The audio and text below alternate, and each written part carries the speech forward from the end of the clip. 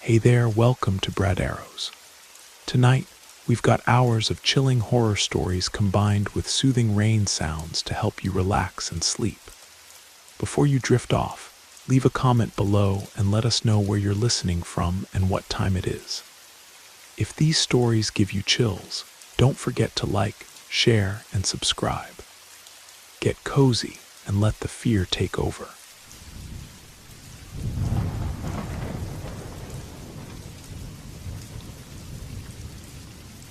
I won't leave. Emily sat on the old leather couch in the dark living room for 2 days straight. She hadn't slept. Wild exhaustion was taking its toll. Her eyes were red from prolonged sleeplessness and didn't just stick together anymore. It felt like someone had poured sand into them. But Emily kept pushing away the desire to lie down, even for a minute. She was waiting for him. There was no longer any longing for those happy times that would never return. No pain from the unbearable loss. No terrible fear that had haunted her these past days.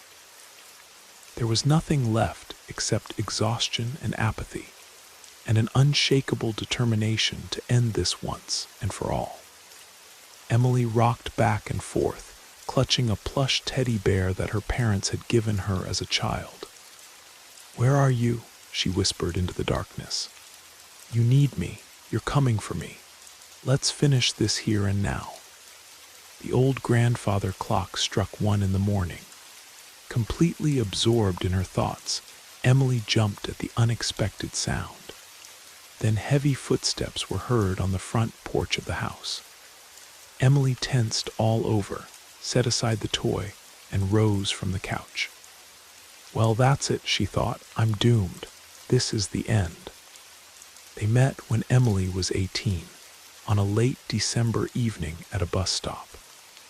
Having missed the last bus, she didn't know what to do next. While she was thinking about whether to call a taxi or not, an old white Toyota stopped near her. The passenger door next to the driver opened, and Emily saw a handsome young man leaning over the passenger seat, looking at her with mischievous blue eyes. "Freezing out here, miss," he said with a smile. "Maybe I could give you a ride." "Thanks, but no thanks," Emily muttered. "Oh, don't worry," he said, smiling even wider, not giving up. "I'm not a psycho or a killer. I'll take you wherever you say. I'm just driving, so a person alone at a stop late at night, freezing. There won't be any buses until morning. I just want to help, that's all. I don't need anything from you, not even money."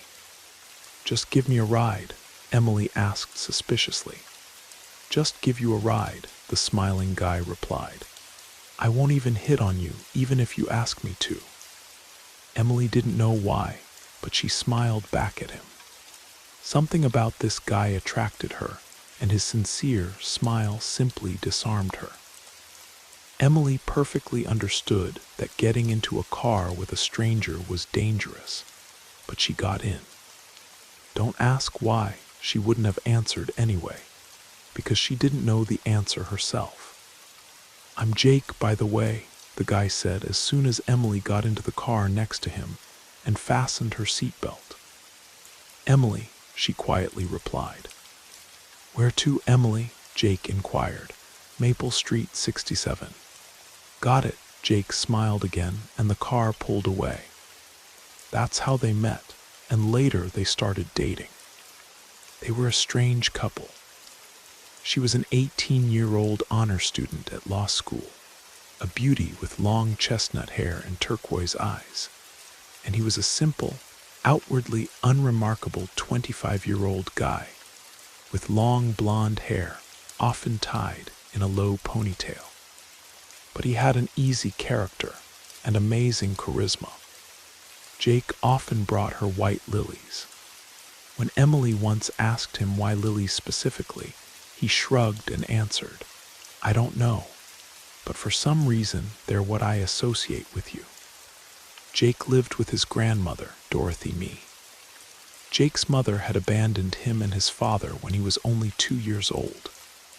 For a long time, the three of them lived together: grandmother, father, and little Jake. His father never remarried. 3 years ago, when Jake was in the army, his father passed away from a stroke. So it was just him and his grandmother. From his father, Jake inherited an old pocket watch that his grandfather had given to his father. Jake was very careful with this watch and often looked at it for long periods, as if remembering the times when his father was still alive. He often said he would pass it on to his son someday. Jake worked at Thompson's Auto Repair, and as the shop owner Frank Rodriguez, or just Rodriguez, a cheerful, portly man of about 50, said, Jake was a mechanic sent from heaven. Jake was also the lead singer in a rock band he had created with his high school friends. For rehearsals, they rented a small studio. Later, Emily met Jake's friends and bandmates. Tyler was a dark-haired, thin guy who played rhythm guitar.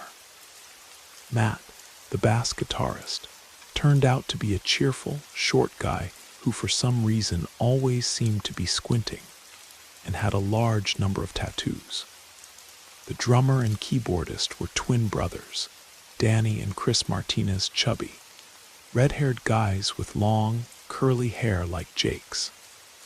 They rarely fought, but when they did, it was so comical that Emily could barely contain her laughter. But what bothered Emily most was Rebecca, or as the guys called her, Becca, a short blonde with a pixie cut, a doll-like face, bright makeup, and lots of piercings and tattoos. Rebecca immediately took a challenging attitude toward Emily, as if showing her that she didn't belong in this group. As Emily later learned from Tyler, Becca was the band's keyboardist and had once dated Jake, but because of her difficult personality, Jake had broken up with her. But Becca wasn't the type to give up easily. Be careful, Tyler confided to Emily. Becca's not a bad girl, but she's head over heels for Jake and could easily set up some nasty trick. But Emily didn't care. She knew that her Jake loved only her. The lyrics of their songs were similar to those of gothic rock bands, full of demons, vampires, and other supernatural creatures. Emily didn't like all these witches, demons, ghouls, and werewolves, and other dark stuff. But she understood that this was very important to Jake and supported him in every way. Jake even wrote a song for her. The chorus went, "Don't try to run away, and even when trouble comes, you'll say stay, and I won't leave." Emily's mother, Linda Watson, who was a high school principal, was categorically against her daughter's relationship with that punk, as she called him. Her father, Robert Watson, who worked as a court clerk at the time, didn't interfere in his daughter's relationships. He only advised her to be careful. When Emily and Jake decided to move in together, Linda, though with displeasure, finally stopped bothering her daughter with her moralizing. 3 years passed unnoticed. Jake and Emily rented a nice 2-bedroom apartment downtown. Emily was finishing university and working freelance. Jake spent whole days at work and rehearsals, and to all of Emily's concerned questions about his busyness and related health issues, he just smiled and said, "It's nothing. I can handle it because I have you." It was early September. On this day, Jake was at work when Emily called and joyfully announced that she was pregnant. He was very happy and said that in the evening, a surprise awaited her. He was planning to propose to her. But at 9 in the evening, Jake still wasn't home. Emily started calling him, but only short beeps sounded in the receiver. A premonition of something bad slowly, but surely began to creep up on her. At 10 o'clock, Dorothy Mee, Jake's grandmother, called Emily and crying, said that Jake had been in an accident. He had been taken to the hospital, operated on, and was now in intensive care. When Emily, frightened and understanding nothing, rushed into the hospital, all his friends were already standing there, along with Becca, and where would she be without her? Rodriguez was sitting on a chair with his head down, twirling a leather cap in his hands. "Where is he?" Emily blurted out immediately. "In intensive care," Tyler answered sadly, lowering his head. "They won't let anyone see him." Some idiot jumped into oncoming traffic. Head-on collision, one of the twins joined the conversation. Emily could barely tell them apart.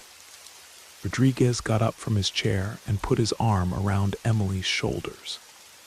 "Stay strong, kiddo," he said in a dejected voice. "The doctor said it's a severe traumatic brain injury. The chances are minimal, but they exist." At that moment, wild rage began to build in Emily.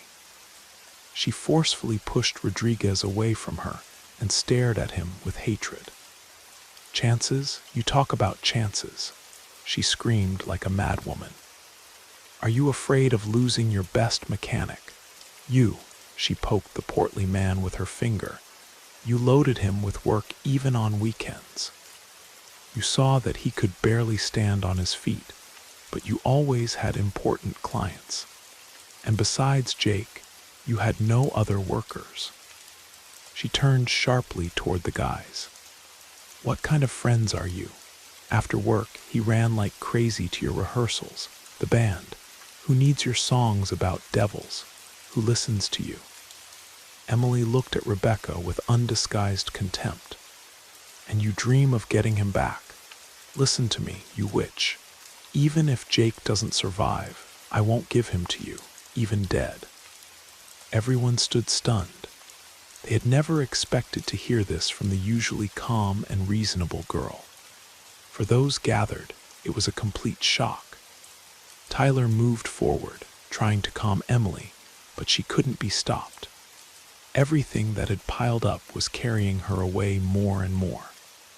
She stepped back, looked around at everyone gathered with a heavy gaze, and clearly pronouncing each word, said, "How I hate you all. Be damned, all of you." Then she felt fog covering her eyes and her legs giving way. When Emily came to, she found herself lying in a hospital bed. Nearby sat her tear-stained mother, and next to her stood her grim father.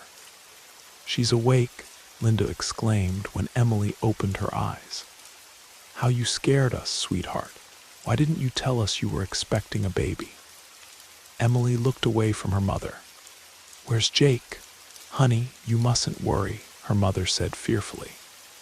"I'm asking what happened to Jake," Emily said, sitting up in bed. "Just don't worry," her mother hesitated. "Jake is gone." These words slashed through the girl's heart like a knife, and she felt her chest tighten, unable to breathe. "No, no," she screamed, everything in her chest refusing to accept reality. "Mom, leave," she said quietly. "I want to be alone." But Emily, her mother tried to object. "Leave," Emily shouted. Her father silently approached his mother, took her by the shoulders, and just as silently led her out of the room. Then Emily gave vent to her feelings. She didn't cry, she howled like a wounded she-wolf. When her strength left her, and emptiness came to her head, Emily plunged into saving oblivion. She woke up late at night when the room was completely dark. She lay thinking, "Why, what for? How could you leave me now when we're going to have a baby? You promised everything would be fine. Please don't leave me alone. I beg you, stay with me," she whispered into the darkness. The next morning, Emily's mother came with a whole bag of groceries, saying that now she needed to eat for two, and sat on a chair next to Emily's bed. Then a doctor entered the room. In his hands was a bouquet of white lilies.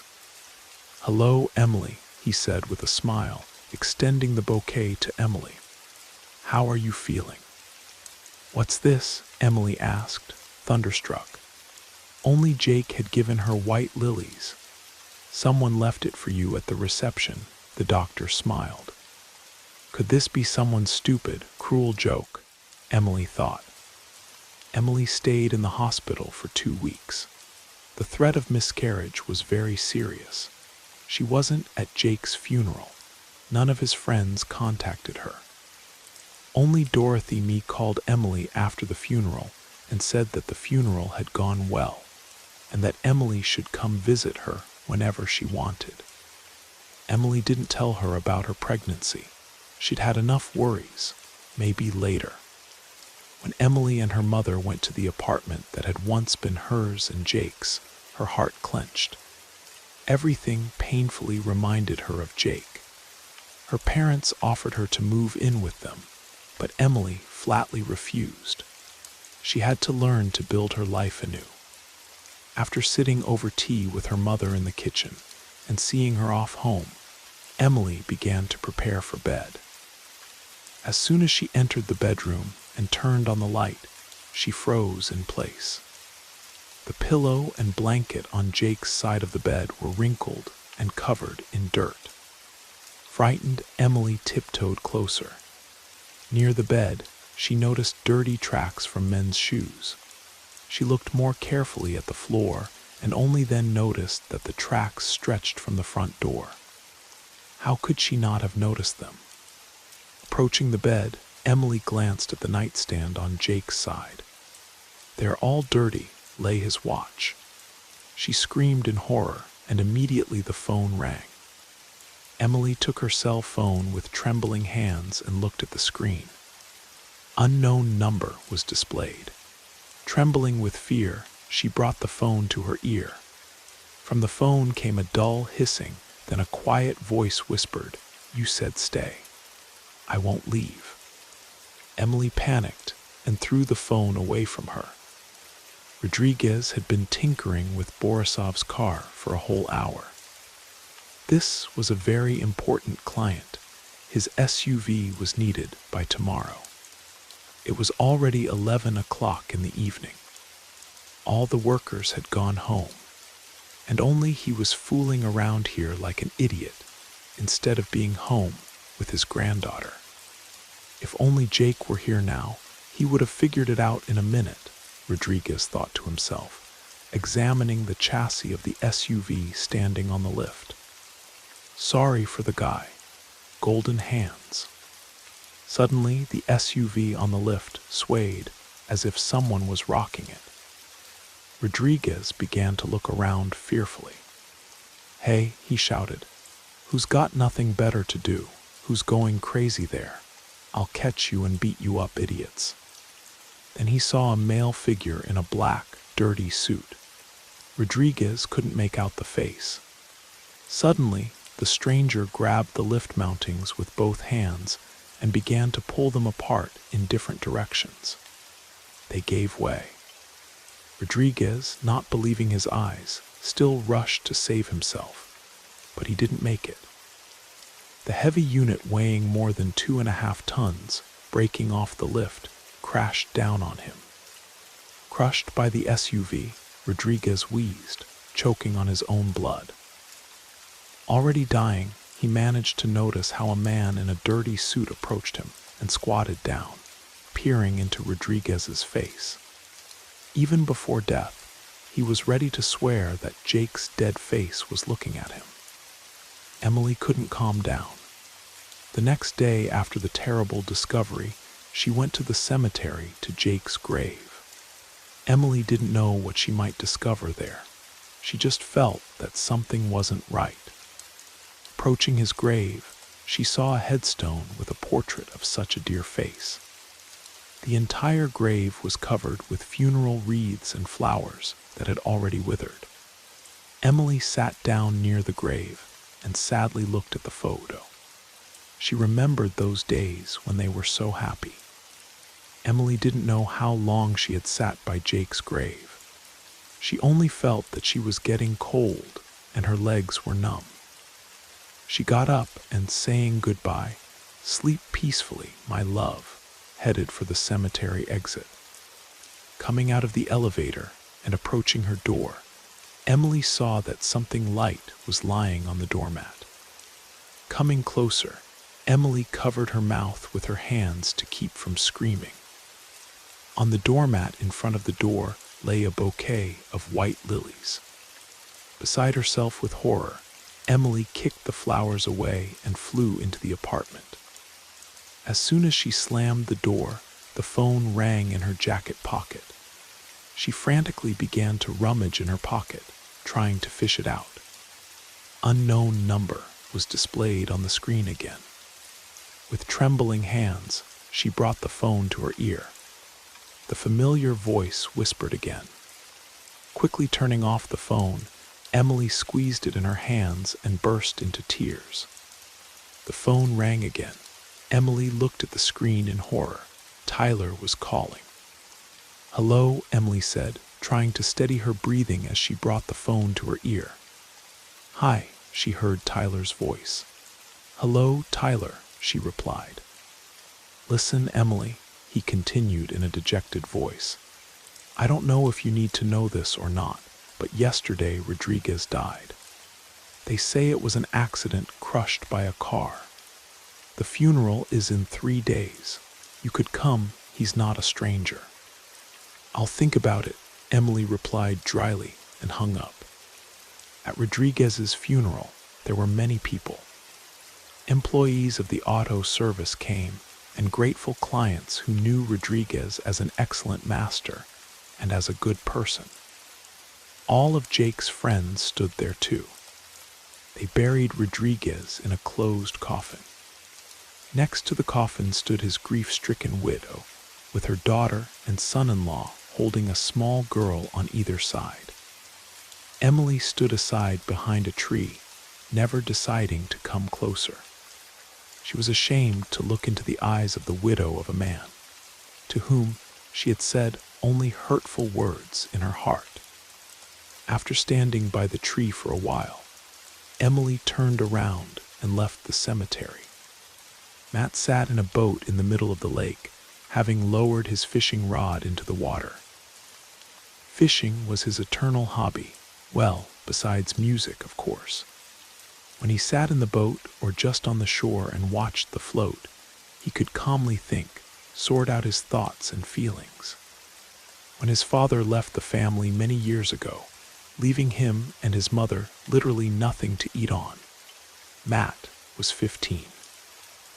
Matt's mother worked as a nurse at the district hospital at the time and earned pennies. When Matt learned that his father had found another woman and was leaving them with his mother, he was furious. Then his friends and fishing supported him a lot. Here he could be alone with himself and calm down. Years passed, and fishing remained his best psychotherapy. Even now, he was so lost in his thoughts that he didn't notice the float jumping for a long time.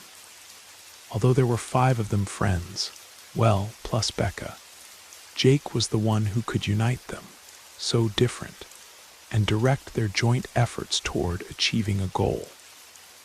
He was not just the lead singer of the band, Jake was their unofficial leader. Now, after Jake's death, everything was falling apart before their eyes. There had been no rehearsals for a week now.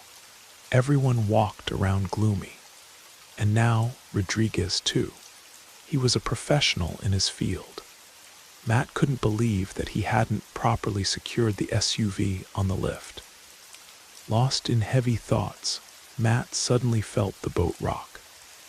At first not much, then it began to shake literally like crazy. Grabbing the side so as not to fall into the water, Matt began to look around.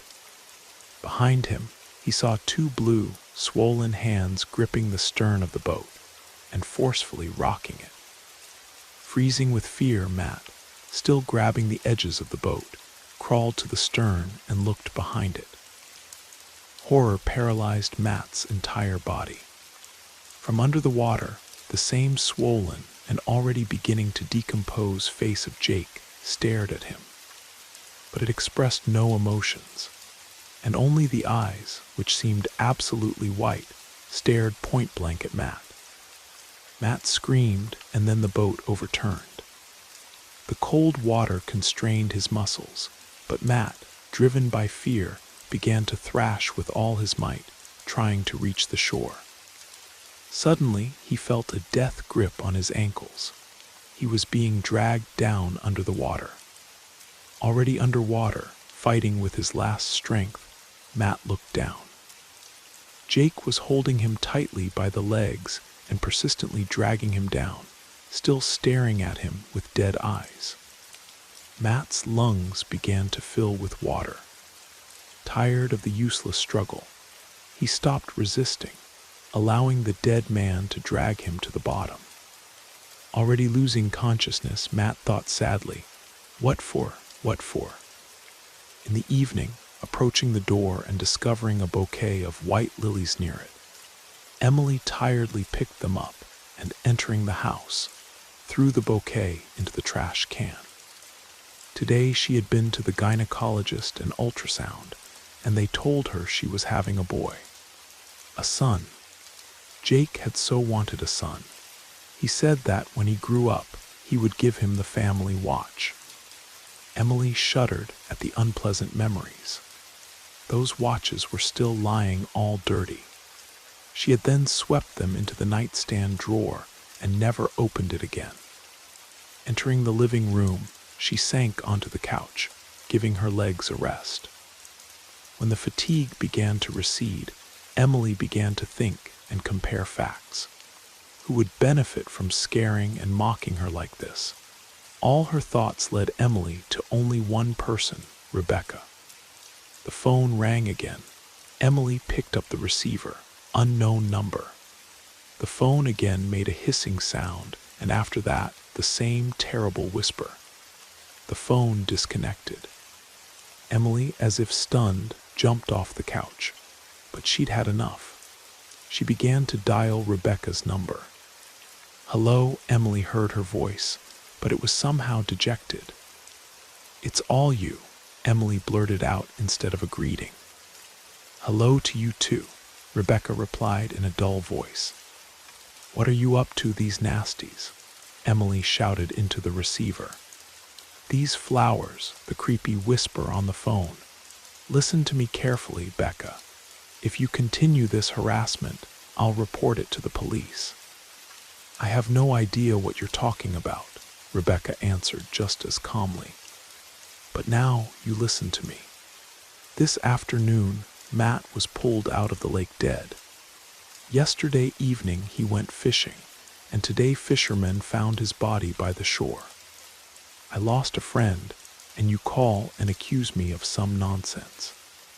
If you're having episodes of obsessive delirium, I advise you to see a psychiatrist." She hung up. Emily sank back onto the couch. She was confused. If it wasn't Rebecca, then who? Who could be so cruel? Memories began to surface, Rodriguez's death, and now Matt's.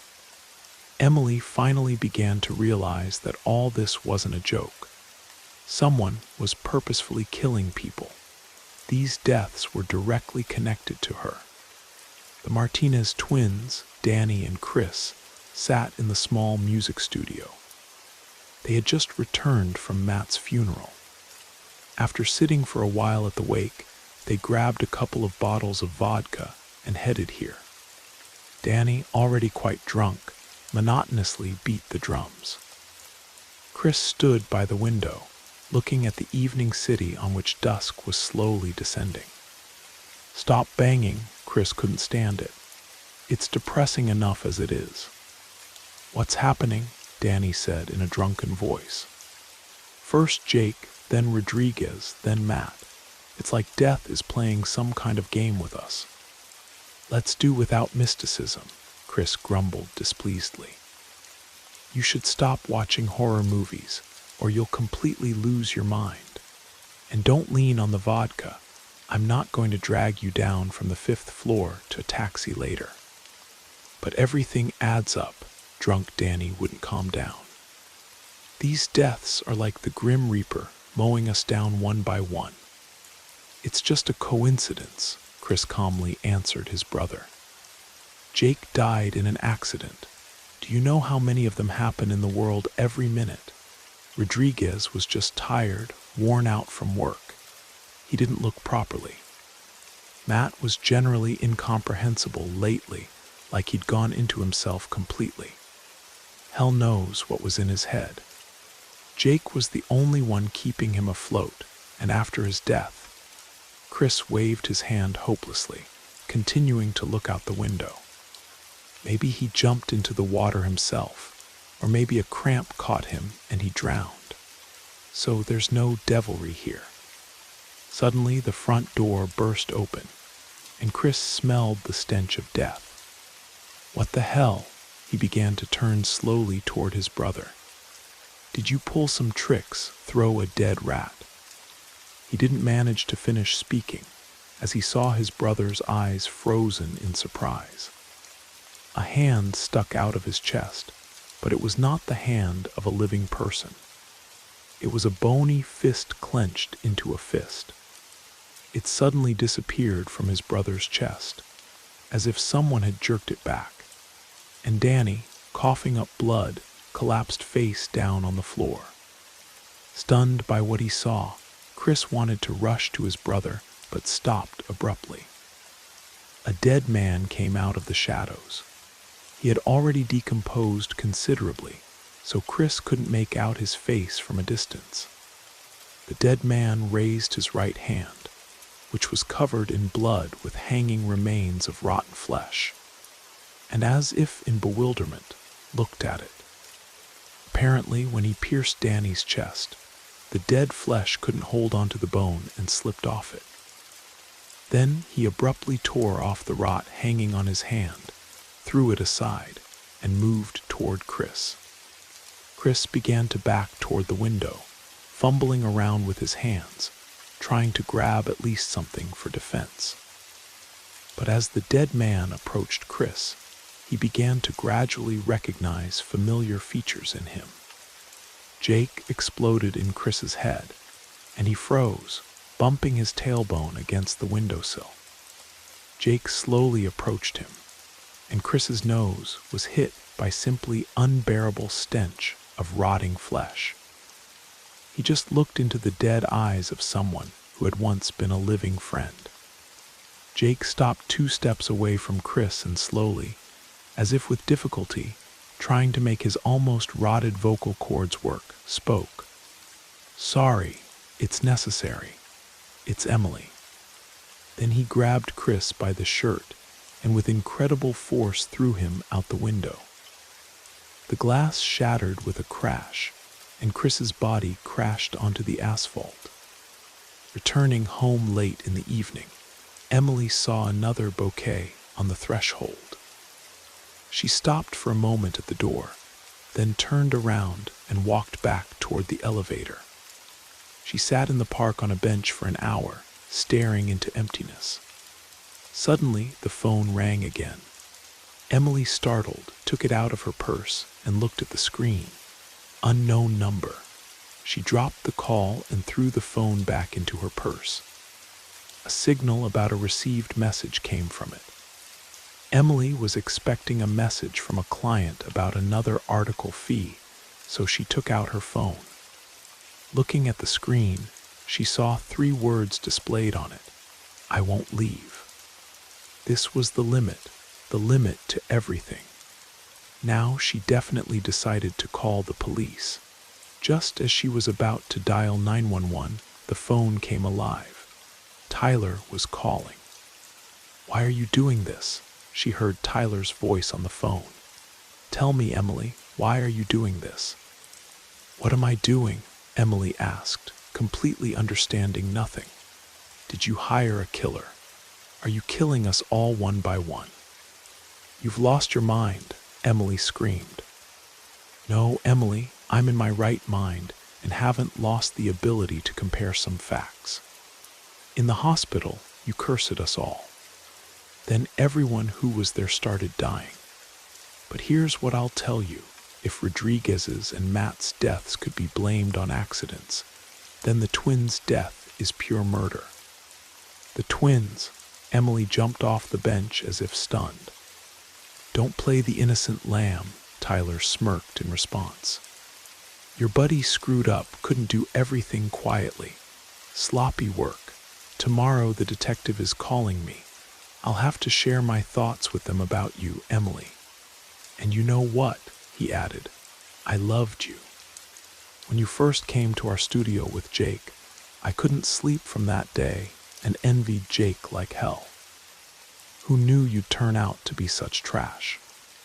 Emily couldn't stand it and, choking on tears, told Tyler everything about the dirty tracks in the bedroom and at the door, about the watch, flowers, whisper, and even about her pregnancy. Tyler listened without interrupting, then seriously said, If everything you're saying is true, then some maniac is acting. And if my assumptions are correct, then Becca and I are in danger, and maybe even you. Where are you now? Continuing to sob, Emily answered, In the park near the house. What are you doing there at this time? Tyler was surprised. Sitting on a bench and afraid to go home. There are those flowers there. I see, Tyler said sternly. It's dangerous for you to be alone now. Come to my place. Do you remember the address? Yes, Emily answered barely audibly. Then I'm waiting, Tyler said quickly and hung up. Emily called a taxi and went to Tyler's. He lived on the outskirts of town in a worker's dormitory. When Emily went up to his floor and knocked on the door, no one answered. She knocked again, then pushed the door. It gave way. Without having time to enter, Emily felt a terrible smell. It was dark in the small corridor, and it was also dark and quiet in the room. Tyler, she called and felt for the light switch. She clicked it, but the light didn't come on. Then she heard some noise from the room. Making her way to the room by touch, Emily felt that the smell was becoming unbearable. At the threshold of the room, she froze as if rooted to the spot. In the light of the large window illuminated by street lamps, Emily saw Tyler in a suspended state.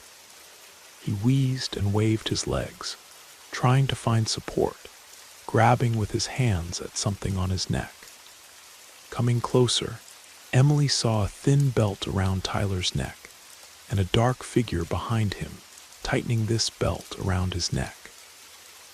Without losing a minute and completely forgetting about self-preservation, Emily rushed toward Tyler. Tyler had already stopped resisting. For a moment, a convulsion pierced him, and he hung on the noose. Emily looked in horror at the dark figure. The stranger released the belt, and Tyler's body collapsed to the floor. The figure moved toward Emily. Don't come closer, Emily shouted, stretching her hand forward. The stranger froze in place and suddenly, pointing at himself in the darkness with his finger, spoke heavily. Don't lie. Jake is dead. Jake is dead, she shouted. Pistachio ice cream, he said with difficulty in response. Only she knew that Jake loved pistachio ice cream. It was their secret. Just don't tell anyone about this. The guys won't understand. A real man should love beer or something stronger, he used to say to her, laughing. Drawn by an unknown feeling, Emily herself approached him. Before her stood a half-decomposed dead man in a dirty, torn suit. Although the decomposition was already very strong, and the right eye had already flowed out of the socket, Emily would have recognized him even in this form, the love of her entire life. Tears rolled down her cheeks by themselves. But how? Emily whispered, not believing her eyes. You said stay. I won't leave. Emily was overcome with trembling, but gathering her strength, she asked, Why? Why are you killing your friends? No longer friends, only you, I'm protecting you. I don't need such protection, Emily shouted. I won't stop, one left. Emily realized with horror that he was talking about Rebecca. Don't touch her, Emily said, no longer afraid of anything. I must, then everything together, forever, me and our child, family. Emily came to a clear realization that he really wouldn't stop, which meant Rebecca was in danger. Everything had to end here, right now. But how? She made up her mind. Do you want to stay here with me? Do you want a family? Looking straight into his eyes. Yes, he nodded affirmatively. Good, I'll stay with you, Jake, she said. Jake moved forward, but she stopped him with a gesture. I'll stay with you, but on my conditions. He stood without moving, tilting his head to the side, as if listening carefully. We won't stay in the city. You, me, and our son will live in the country at my parents' cabin. I hope you remember where it is. Yes, Jake said, apparently delighted by this news. We're going to have a son, Emily continued. I'm going there now. You'll follow me. Now, he asked, later, altogether, later, family. No, now, Emily shouted in his face. And remember, if you're not there in 2 days, I'll consider that you don't need us and you've abandoned us. Then I'll douse myself with gasoline and set myself on fire. You won't have a family or a son. Nothing. You won't do that, he wheezed. Try me, Emily snapped, and turning sharply, rushed out of the room.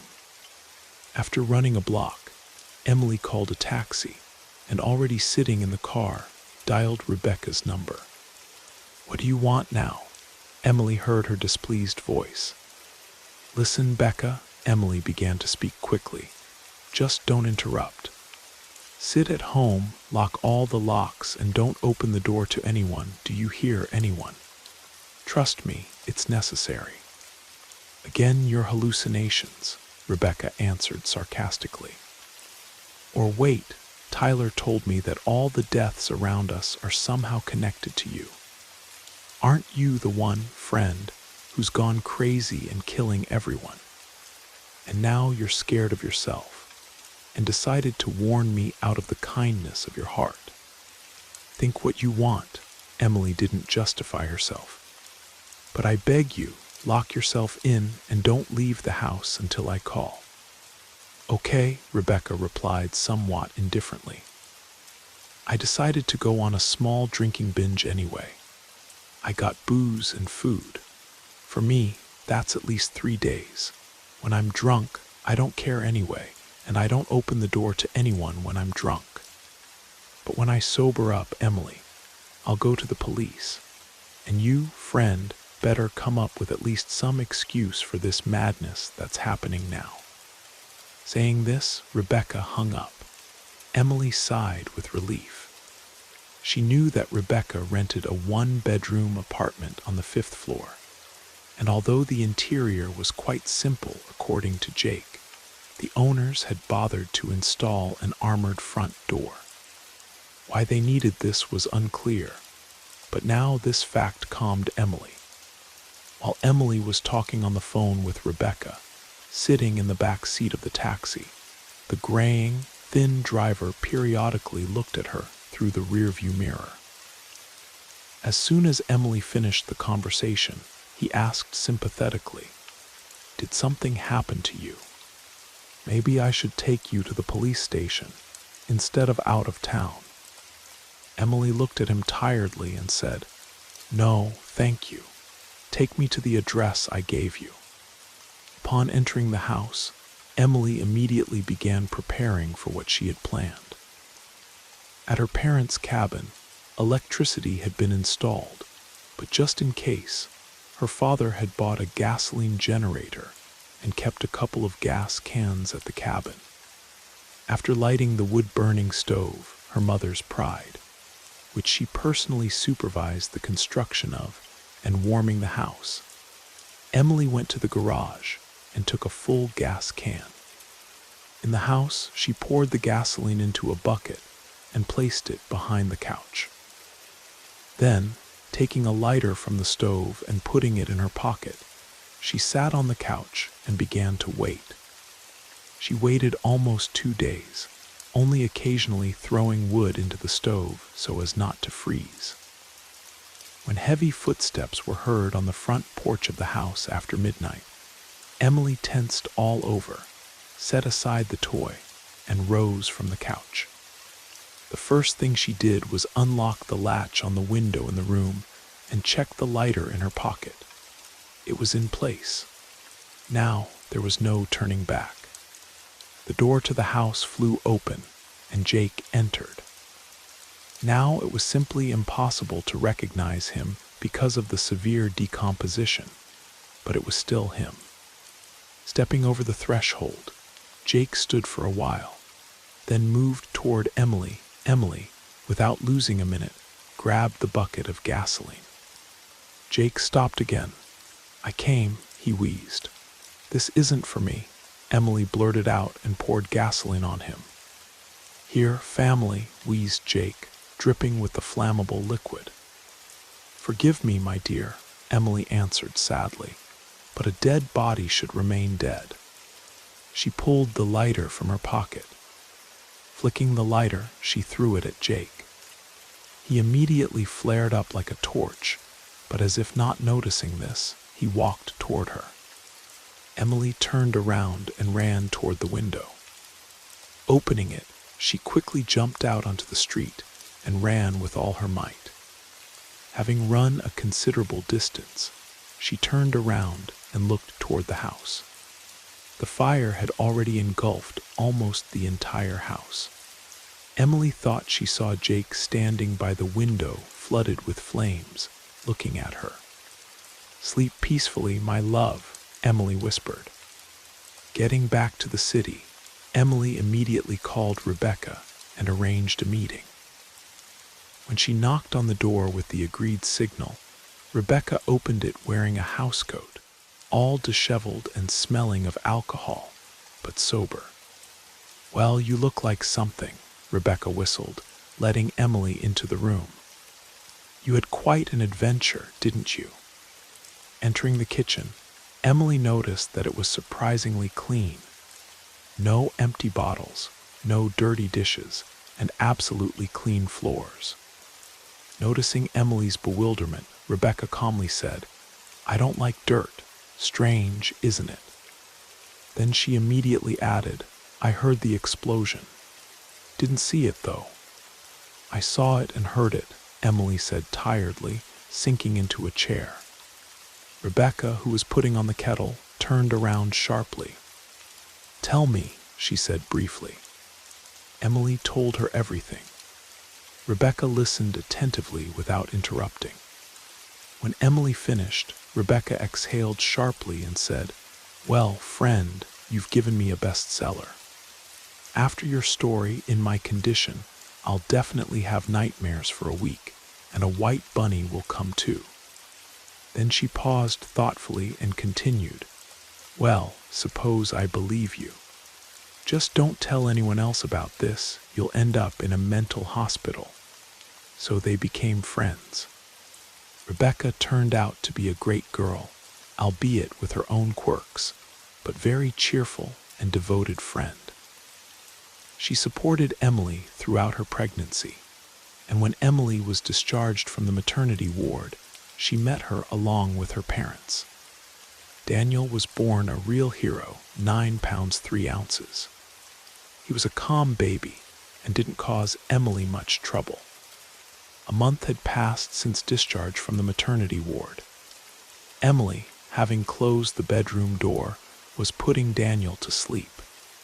In the kitchen, Rebecca was busy preparing dinner. When the baby was already asleep, Emily heard the front door close quietly and immediately thought, "Damn, I haven't taken out the trash for 2 days." Apparently, this clean freak noticed and went to take it out herself. Now there'll be a lecture about how you have a small child and you're breeding unsanitary conditions.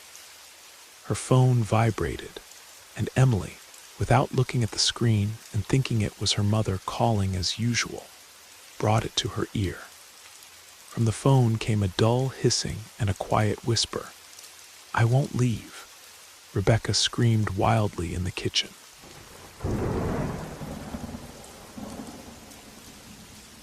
Dennis had been coming to me in the evenings lately, drinking tea, speaking little, not looking me in the eyes, sitting hunched over as if he were cold. Now I know it wasn't cold but fear. Now I know he was seeking help from me, but what could I do if Dennis told me nothing? Why didn't he tell me anything? He was afraid I'd call him crazy. I sensed that Dennis had problems and became worried as soon as he stopped answering calls. I drove to his house, more precisely, to his sister's house. While Stephanie was warming up and splashing on the golden Greek beaches, Dennis was looking after her house and feeding her cat, Felix. Stephanie had received this house from her parents as a gift for graduating with honors. A cottage with a little garden on the outskirts of Portland, Oregon. Stephanie had carefully and lovingly engaged in furnishing her home, turning it into a cozy and comfortable nest. Downstairs were the living room and kitchen, upstairs the bedroom. I knew the way to this house well. I'd been here before. At one time, I even thought I was in love with Stephanie. She seemed unaware of this. So I arrived. The neat white house stood surrounded by a well-maintained, already yellowing garden. It smelled of fallen leaves, was damp but still warm. The first floor windows were glowing. Noticing the gate wasn't locked, I still rang the bell. No one answered. No one came out on the porch, and I wandered toward the house along the brick-paved path. In the evening twilight, the garden was still clearly visible.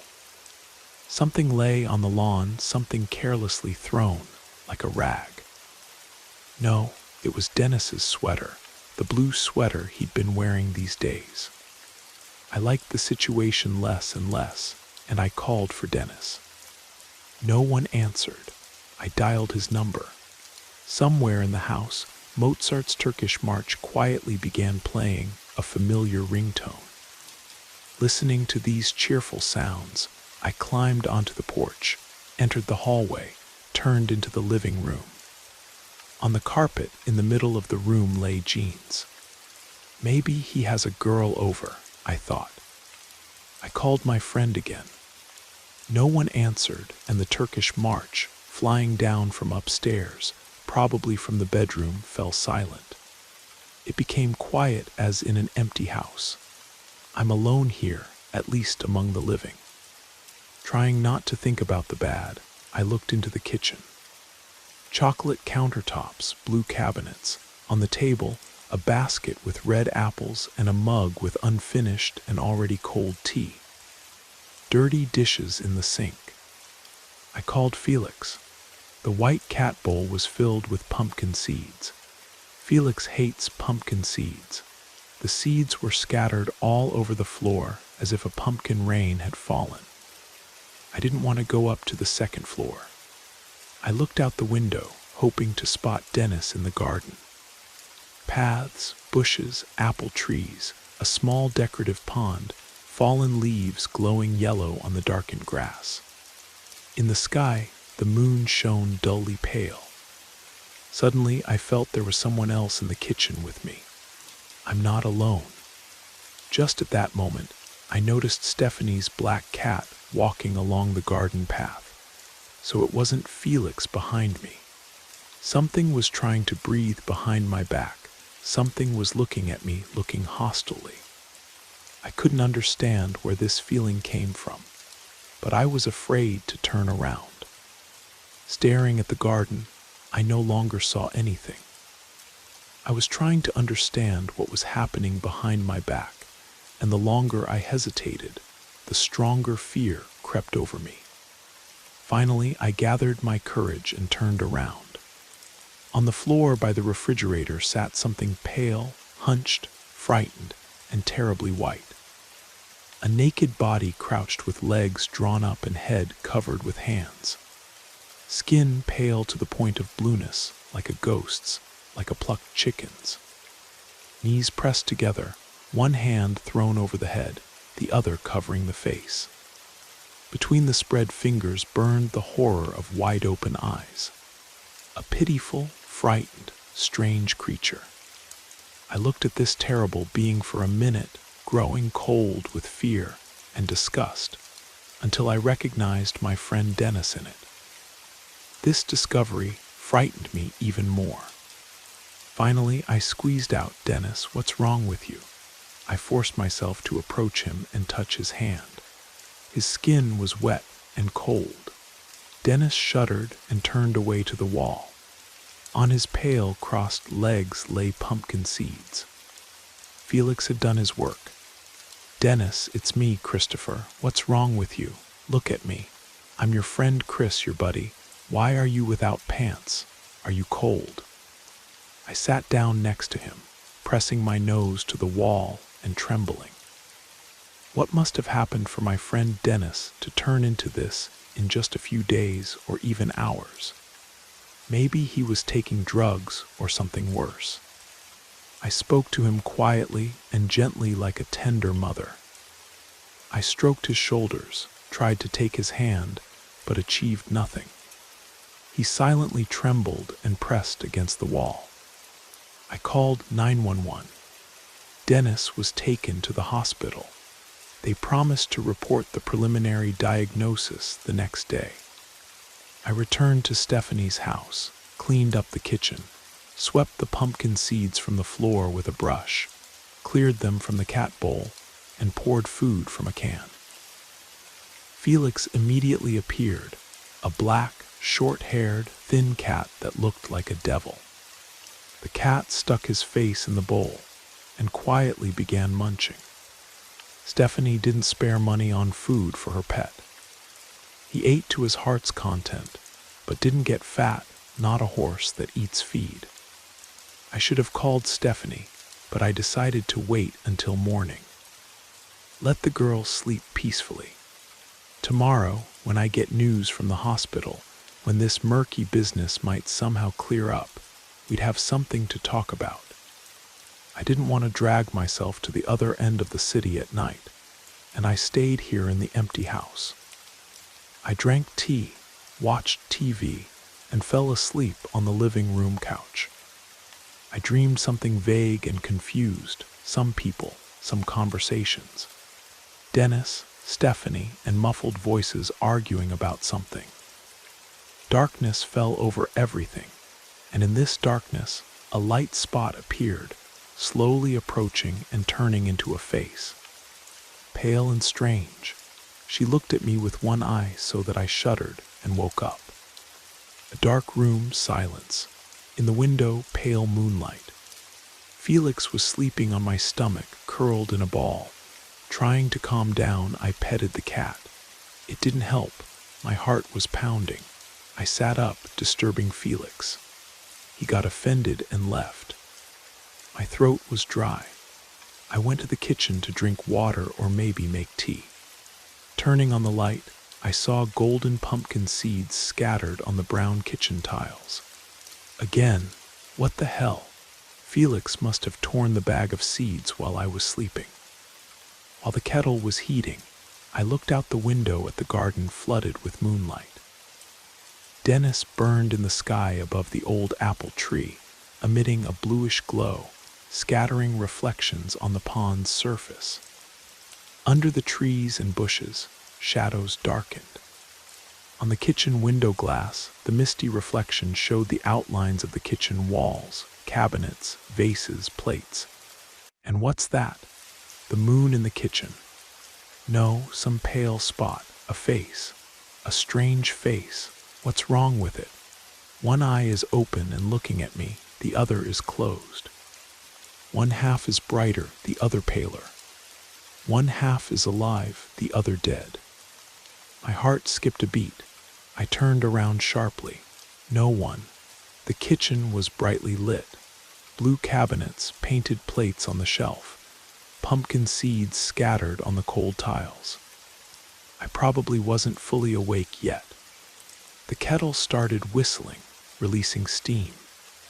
Pouring boiling water over the tea bag, I returned to the window to look once more at the kitchen's reflection in the glass. But nothing strange appeared behind me. I calmed down and even began daydreaming about the soft couch. I was about to return to the living room, but noticed something in the garden. Something striped, red and white, was visible among the bushes. Maybe it's a mattress from the garden swing, but the stripes moved and shifted. There was no wind. Someone was walking there quietly, stealthily. After fiddling with the sticky handle, I opened the window, breathed in the damp night air, and shouted, "Who's there?" The stripes froze. They heard me but didn't answer, just as unhurriedly continued on their way.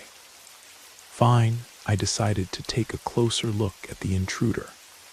But not because I wanted to chase away the trespasser. I wanted to look at him closer. Opening the door, I gasped in surprise. The porch and the path leading into the garden were sprinkled with pumpkin seeds.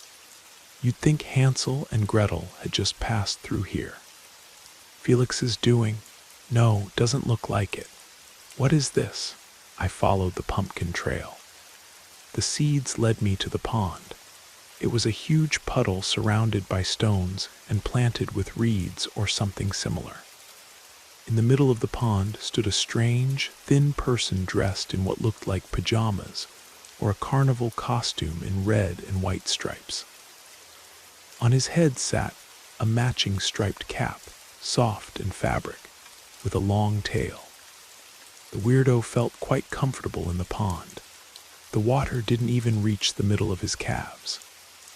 This mysterious creature had a dark, almost black face, a small, sharp nose, a pointed chin, prominent cheekbones, a wide mouth with thin, bright lips, and pale, yellow, glowing eyes. Not noticing me, he stared at the water. This being looked so frail that it wouldn't have been much trouble for me to beat him up if this had been a human. But this wasn't human, and I don't know what it was. But not human. He began wading back and forth, looking down at his feet as if searching for something. Each time he turned, I saw him only in profile. I didn't doubt his reality. This wasn't a hallucination, not a mirage, not a dream. At least I didn't doubt it. Suddenly, something came over this creature. It jumped up and began dancing, bending, waving its arms and splashing with its legs. In the moonlight, in the water's gleam, it inspiredly went wild in the middle of the huge puddle. That's when it hit me. I bolted and ran along the path, crunching the scattered seeds, flew onto the porch, jumped into the house, and locked the door. What was that? Am I going crazy, just like poor Dennis went crazy? I should close the window, that window that faces the pond where this striped devilry is raging.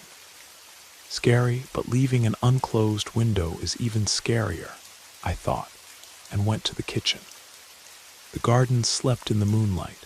The shadows had become shorter and blacker. The pond water gleamed silver. I couldn't see the striped figure. Thank God, but where could he be? It wasn't there. I needed to lock up, draw the curtains, turn on the TV, and wait for morning. It would be good to drink something. The window was tightly closed, and I lowered the blinds. Suddenly, there was a knock at the front door. Quiet, timid knocking. My breath caught. I imagined this striped figure standing under the door, listening and waiting for it to be opened. Another knock, delicate, gentle, sly. Cold sweat broke out on me. On tiptoes, like a frightened boy, I crept to the living room, closed the door to the room, and rushing to the window, drew the curtains. However, if this entity wanted to get in, it would break the window. though Stephanie seemed to have shatterproof triple glass. Childish babble.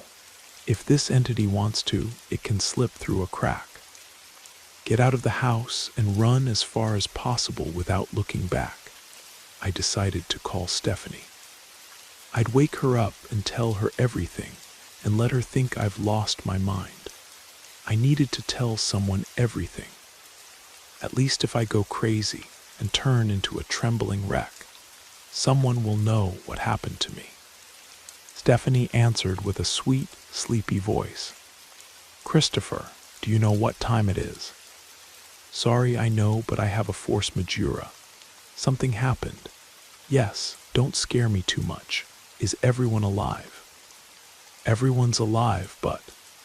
I began to tell everything in detail, everything that came to memory. How Dennis had been in recent days, how I couldn't reach him, and in what state I found him on the kitchen floor. Stephanie responded with a frightened and quiet, "Oh my God." I continued, now about my adventures, about the face on the glass, about the damn seeds, about the striped entity in the pond, about the knocking on the door. Stephanie said, "Oh my God," again, but not frightened now, but angrily, and immediately added, "Oh damn." I realized she believed me. More than that, it seemed she understood what was happening here. Chris, don't panic, Stephanie said with stern determination. Listen to what you need to do.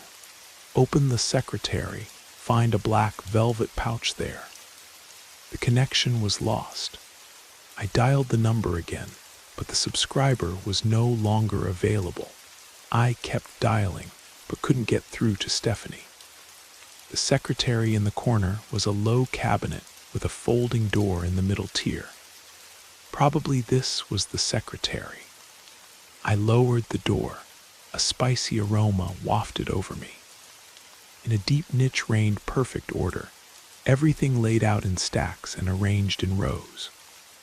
Books, folders, several multicolored crystals, a glass ball, bottles with sand, herbs, and something else. Candles in jars, boxes of all possible shapes, pouches. Here's a black velvet one, tied with a golden cord. This must be the one. What should I do with it? Open it, or maybe burn it to hell? Inside, feeling something hard, I pulled the cord, and the lights went out in the house. Darkness fell on me, stunning with its suddenness. This was his doing. The connection with Stephanie was broken not by accident. Moonlight barely seeped through the curtains. Not releasing the pouch from my hands, I started toward the phone, but immediately stopped myself. The striped devil was probably only waiting for this, for me not to listen in the forest, not to look out the windows. Not listening, not peeking out the windows. I backed into the depths of the room and noticed how slowly and quietly a shadow slipped by the curtains. Let this bastard just try to break the window. I'll call the police and say someone's trying to break into the house. Let them come and sort it out under guard. I dialed 911 and heard. The subscriber is temporarily unavailable. All the world's subscribers were currently unavailable to me. I'd have to manage with my own strength.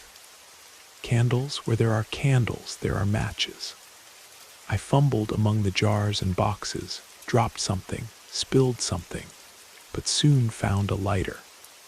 Everything was fine with the lighter. On the first try, it spat out a tongue of flame, dispelling the darkness. I lit several candles and defeated the darkness. The hot, living flames spread saving light throughout the house. Covering the wick with my hand, I examined the room. Couch, coffee table, TV, armchair, carpet, curtains. In the dark corner, 2 yellow lights flashed. Calm down, it's Felix. I can't say the last few minutes had been easy. I heard my own breathing. My fingers trembled nervously. With these trembling fingers, I untied the black velvet pouch and pulled out a box. On it was depicted a strange lady in a black dress with a large coin in her hands, a green dome, a horned moon, and an inscription against a starry sky. Tarot of the Mad Moon. I pulled a deck of cards from the box. On the first, top card, a person with a black face in a striped costume and cap was dancing in water accompanied by 2 fish. It was him. I removed the card from the deck to get a better look. The Fool, 0 Arcana, Mother of God, what does he want from me? My gaze fell on the card that lay under the Fool. A white naked person sat on the floor with knees drawn to chest. One hand covered his head, the other his face. Between the spread fingers stared a terrible, wild eye. God, how similar he is to Dennis. Not just in face, but in pose, gaze, deathly pallor, and even the stripped, gnawed head. At his feet lay fish bones. 9 Arcana, the Hermit. Something trembled at the window, knocked quietly. Something was spilling on the floor seeds. It would get to me just as it got to Dennis. Suddenly my phone rang and filled with crystal sound. S glowed on the burning screen from Stephanie. I read the message. Put the 10 of Swords on the Fool and the deck. I began sorting through the cards. Before my eyes flashed portraits of all sorts of freaks, black, white, men, women, half people, half beasts. Finally, I found it, the 10 of Swords. In a black wooden box sat a hunched, naked yellow person. 10 blades from all sides had pierced the box walls, cutting into his chest, head, arms, legs. I gathered the deck, placed the Fool card on top, and with pleasure placed the 10 of Swords on him. With such a feeling as if I myself was driving stakes into the soul and body of the striped scoundrel. The knocking at the window stopped. The spilling of seeds ceased. The house became quiet, so quiet that the silence seemed almost solid.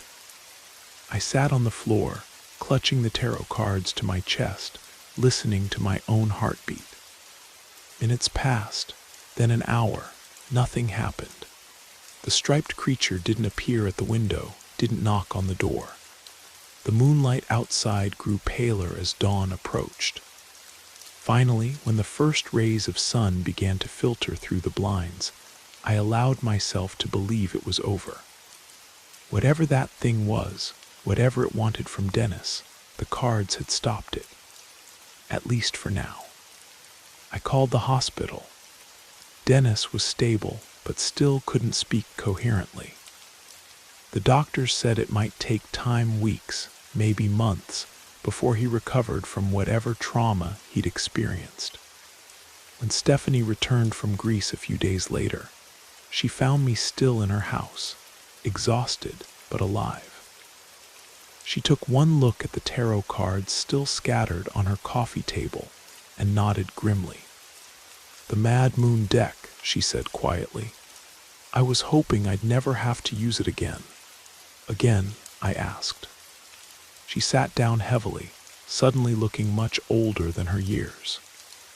"This isn't the first time, Chris, that thing. It's been around for longer than you might think. It feeds on fear, on madness. It takes people like Dennis, sensitive people, creative people, and it breaks them. But why Dennis? Why here? Some places are thin," she said, gesturing vaguely at the walls around us. "The barriers between our world and others. This house sits on one of those thin places. That's why I have all the protection, the herbs, the crystals, the cards. And the pumpkin seeds." She almost smiled. "Old folk magic. Iron and salt work too, but Grandma Thelma always preferred pumpkin seeds. Said they were friendlier." I thought about the scattered seeds, about Felix's strange behavior, about Dennis crouched naked and terrified on the kitchen floor. "Will he be okay?" Dennis, I mean. Stephanie was quiet for a long moment. I don't know, she admitted. Some people recover, others, she shrugged sadly. The mind isn't meant to see certain things, Chris. Sometimes it breaks rather than bend. I stayed in Portland for another week, visiting Dennis every day. Slowly, very slowly, he began to improve. He could speak in short sentences, could recognize faces. But there was something different in his eyes now, a haunted quality that hadn't been there before. On my last day, he grabbed my hand as I was leaving. "Don't go back to that house at night," he whispered urgently. "Promise me." "I promise," I said, and I meant it.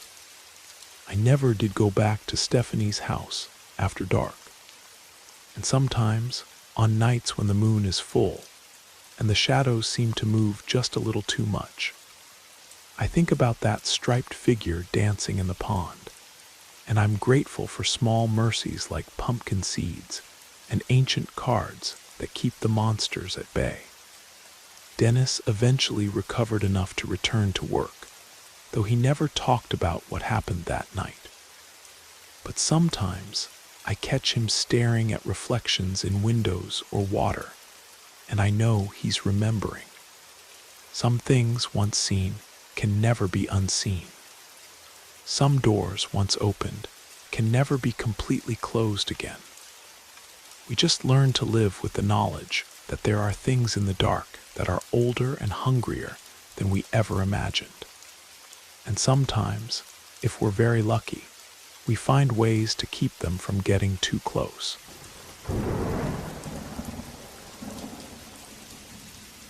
My life was an endless, humiliating quest for survival money. Student loan payments hung over my head like a sword of Damocles, and my tiny dorm room felt more like a prison cell than a home.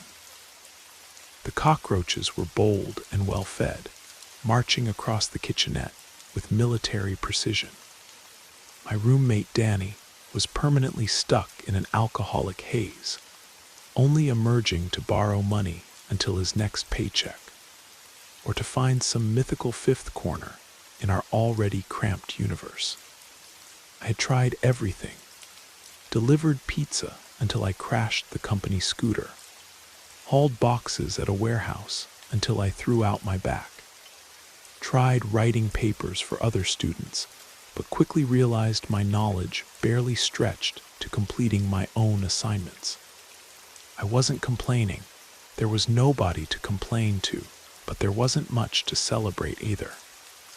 I just existed, floating downstream in the muddy waters of hopelessness. My only dream was to wake up one day and not think about where to get money for food. Last fall became the peak of my despair. Finals were approaching, and my rent debt was growing. Danny seemed to have found his fifth corner right in my mini fridge, where my meager supplies systematically disappeared. And then, on one of those gray, drizzling October days, as I trudged back from another failed attempt to get hired as a night security guard, they said I looked too much like a college kid. My eyes caught sight of a notice. It hung on an old, chipped concrete post at the bus stop. A regular piece of paper, printed on a home printer, already soggy around the edges from America's relentless autumn rain. The ink had run, but the text was still clear. Caregiver needed for elderly man. Room and board provided. Decent pay guaranteed. These words didn't sound like a classified ad to me.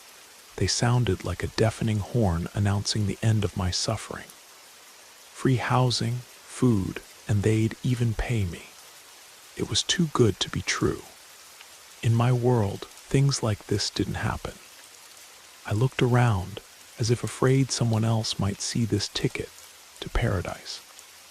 With fingers trembling from cold and excitement, I tore off the slip with the phone number. There was only one. Fate. I didn't wait. I ducked into the nearest alley to hide from the wind and dialed the number. The ring stretched on forever. Finally, someone picked up. "Hello." The voice on the other end was female and tired, with cracks like old porcelain. "Hi, I'm calling about the caregiver ad." "Yes, I'm listening." There wasn't a drop of enthusiasm in her voice. The woman introduced herself as Margaret Thornton. She turned out to be the niece of that elderly man, Michael Thornton. Dryly, almost clinically, she laid out the situation. Uncle Michael was nearly 90. His condition, as she put it, was mostly vegetative, almost bedridden. He couldn't take care of himself, and the cherry on top of this cake of hopelessness, dementia. He confused days with seasons, talked to dead people, could show aggression or the opposite, fall into complete apathy. She couldn't take care of him herself. Work in another city, her own family, kids, mortgage, the classic set of excuses I'd heard hundreds of times. She needed someone on a permanent basis, preferably young, strong, and most importantly, patient. Very patient, she emphasized several times. The duties sounded mundane: hygiene, scheduled feeding, pills on time, changing diapers, and just being there. The work, she said with a heavy sigh, isn't so much physically demanding as it is mentally exhausting. It requires nerves of steel and, I'd say, a certain temperament. "Are you sure you can handle it, young man?" "I'm sure," I lied without blinking. I was ready for anything, even caring for a century-old man lost in dementia. We arranged to meet the next day. She gave me an address, downtown Maple Street. This surprised me. I'd expected something on the outskirts, in some rundown apartment building. The next day, I put on my only decent shirt, polished my shoes, and headed to the given address. Maple Street turned out to be a quiet, almost forgotten island of the past in the middle of the bustling downtown area. Majestic Victorian houses with peeling paint and bay windows stared at me with dark, blind eyes. Time seemed frozen here somewhere in the middle of the last century. The house I needed was the most monumental and grim of all. A massive oak door with a bronze handle shaped like a lion's head gave way with a strained creak. Inside, I was greeted by semi-darkness, the echoing sound of my own footsteps, and a heavy, layered smell. It consisted of dampness, ingrained dust, mothballs, and something sour and old that only exists in houses where people live very long and die very slowly. The elevator, of course, wasn't working. Its cage with a latticed door was frozen somewhere between floors like an ancient sarcophagus. I climbed on foot to the third floor up wide stairs with worn marble steps. At the door of apartment 7, Margaret Thornton was waiting for me. A short, worn-out woman of about 50, with a permanently tired expression and dark circles under her eyes. She looked like someone who had been carrying an unbearable burden for a long time and had forgotten what it was like to live without it. "Jake, come in." She opened the door and I stepped inside. If the entrance hall was a gateway to the past, the apartment turned out to be the past itself, preserved and covered in dust. Huge, 3-bedroom with 14-foot ceilings, it oppressed with its monumentality. The air here was even more stale and heavy. To the smells of the entrance hall were added notes of medicine, valerian, and something elusive, Swedish, cloying, similar to the smell of rotting autumn leaves or smoldering wet wood. The entire apartment was filled with heavy, massive furniture made of dark, almost black wood. Carved cabinets reaching to the ceiling, a buffet with glass clouded by time, behind which dishes lurked in the murky darkness. a massive writing desk under worn green felt. On the walls, in heavy frames, hung faded daguerreotypes and photographs of people with serious, frozen faces. Among them were several dark, almost black landscapes painted in oil swamps, gnarled trees, leaden skies. They radiated melancholy. The feeling was as if I'd entered not a living apartment, but some kind of family crypt, a museum of forgotten things, where each object kept its own unhappy story. The only living sound was the measured, hypnotic ticking of a huge grandfather clock in the dark corridor. Its pendulum swayed like a judge, measuring out the last seconds of someone's life. "Here, Jake, this is Michael Thornton, my uncle." Margaret led me into the largest room. On a wide bed with high carved headboards, under a thick quilted blanket, lay an old man. He was tiny, withered, as if molded from gray wax. Sparse gray hair clung to his parchment yellow forehead. His skin tightly stretched over his skull, and all the little bones could be felt underneath. Deep-set eyes stared at the ceiling, not focusing on anything. He seemed almost lifeless, part of this interior, yet another exhibit in the museum. "Michael," I called quietly, approaching closer. The old man slowly, with visible, almost audible creaking, turned his head in my direction. His cloudy, faded eyes stopped on my face for a moment. There was no awareness or recognition in them, but in the very depths of his pupils, for a split second, I thought I saw something else. Not just senile emptiness, but ingrained, burnt-out terror, so deep and ancient that it had become part of him. Or maybe it just seemed that way against the backdrop of the overall oppressive atmosphere. "Water," he whispered with dry lips. "Yes, yes, Uncle Michael. Right away," Margaret fussed, bringing a glass of water from a pitcher standing on a massive bedside table to his lips. While the old man drank, taking small, greedy, convulsive sips, Margaret hurriedly, as if afraid of being late for a train, instructed me. "Here's the daily schedule.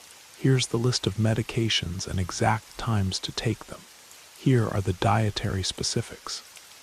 Everything pureed, almost tasteless. She said that Uncle spent most of his time like this, quiet, apathetic, like a vegetable, as she put it, then immediately looked embarrassed. But sometimes, without any visible reason, he had episodes of agitation. He might scream, try to get up, fight back. And there were, conversely, moments of inexplicable clarity of consciousness, when he could even carry on a meaningful conversation. Though his clarity is even worse, Margaret sighed, looking away. He starts talking about his distant past, about some lake, forest, about a girl. Don't listen too closely, Jake. Don't take it to heart. It's the disease talking, you understand. He doesn't know what he's saying. The main thing is patience and calm. Don't argue with him, just nod. She thrust a thick stack of money into my hand's salary for the first month in advance. "So you can be sure of our intentions," she said. She left several phone numbers, her cell, the clinic doctor, a social worker, and a bunch of heavy brass keys. She wished me luck and patience, apologized once more for not being able to care for her uncle herself, and literally rushed out of the apartment as if pursued by an invisible enemy. The heavy front door slammed, and the key turned twice in the lock from outside. I heard her quick, retreating footsteps on the stairs. I was left alone in the huge, echoing apartment with the almost motionless old man and the ticking grandfather clock, which seemed to be counting down the seconds to something inevitable. I was given the smallest room, a former study or library. The walls from floor to ceiling were lined with bookshelves. Thousands of books in leather and cloth bindings, darkened by time, looked at me like silent witnesses. The air here was especially thick with the smell of old paper and dust. The only window faced into a courtyard well, to the bottom of which sunlight seemed never to penetrate. The first days dragged slowly like thick molasses. I immersed myself in a routine that helped me not to think. Wake up at 7, washing and changing the old man's diaper. This was the hardest thing to get used to. The smell of helpless old age got under my skin. Breakfast liquid oatmeal that Michael ate without any appetite, looking through me. Medicine. Then he usually dozed, and my time began. I washed dishes, wiped dust that seemed to be born right out of the air, prepared lunch, then sat down with textbooks, trying to cram calculus and structural mechanics into my head. It was almost impossible. The atmosphere of the apartment didn't lend itself to studying. It lent itself to sitting motionless and listening to the silence. Lunch, medicine again, quiet time, dinner, evening procedures, sleep, and so on in circles. Michael was silent almost all the time. Sometimes he moaned quietly in his sleep or muttered something incoherent, fragments of words. Water, cold, didn't protect. I tried not to pay attention, as Margaret had advised. It's just a disease, just an old house, just my tired imagination. I repeated this like a mantra. The strangeness began about a week later. At first, barely noticeable little things that could easily be attributed to my own absent-mindedness. Sometimes it would seem to me that in the corridor, while I was sitting in my room behind a closed door, a floorboard creaked. But the old man was sleeping. I knew that for sure. Or some object would turn up in the wrong place. Once I spent half an hour looking for my apartment keys, which I clearly remembered leaving on the nightstand in the hallway. I found them in the sugar bowl in the kitchen. Another time, my theoretical mechanics book, which had been lying on the table, was found on the floor, open to a page with an engraving of Foucault's pendulum. I convinced myself that it was just an old house breathing, that I was confused and tired, mechanically moving things around and immediately forgetting about it. In such an environment, it wouldn't be surprising to start going slightly crazy. But then something happened that could no longer be attributed to drafts or fatigue. One night around 3 a.m, I woke up to a strange sound, quiet, barely perceptible, but insistent. I froze, listening. My heart was pounding. The sound was coming from Michael's room. It was music, quiet, gentle, but somehow wrong, false. A melody like the sound of an old, out-of-tune music box. The melody was simple, almost childlike, repeating over and over, but it emanated such inexpressible sadness and otherworldly horror that the hair on my neck stood on end. I carefully, trying not to make the bed creak, got up and tiptoed down the dark corridor. The grandfather clock showed 3:14. The door to the old man's room was slightly ajar, though I clearly remembered closing it tightly so as not to disturb him. I peeked inside. Michael was lying in his bed, breathing quietly. He was asleep. Dim light from a street lamp fell on his waxy face. As soon as I crossed the threshold, the music abruptly cut off mid-note. I froze, holding my breath. Silence. Only the ticking of the clock in the corridor and the old man's breathing. I examined the room as much as the dim light of the nightlight allowed. I didn't see any music box, radio, or any other source of sound. On the massive dresser stood some porcelain figurines, a stack of old photographs, a heavy bronze candlestick. Nothing that could produce music. Must have been my imagination, or an auditory hallucination from lack of sleep. I quietly closed the door and returned to my room, but couldn't fall asleep again. Anxiety squeezed my heart with icy fingers. The melody was still playing in my head. The next day, Michael was different. He wasn't sleeping, but lying with wide open, almost insane eyes. His gaze was fixed on that same carved dresser made of dark wood, standing against the opposite wall. He didn't react to my attempts to talk to him, refused breakfast, just stared and stared at that dresser without blinking. His chest heaved heavily. When I approached to adjust his pillow, he suddenly grabbed my arm. His fingers were dry and bony like twigs, but his grip was surprisingly strong, almost painful. There, he whispered, and for a moment conscious primal terror flashed in his eyes. "She's there, waiting." "Who's there, Michael?" "What's waiting?" I asked, trying to speak calmly, though his look and sudden strength truly frightened me. "Don't touch, do you hear, boy? Don't touch her, don't open. She's hungry, always hungry. The glass doll." "What doll, sir? Where is it?" I tried to follow his gaze.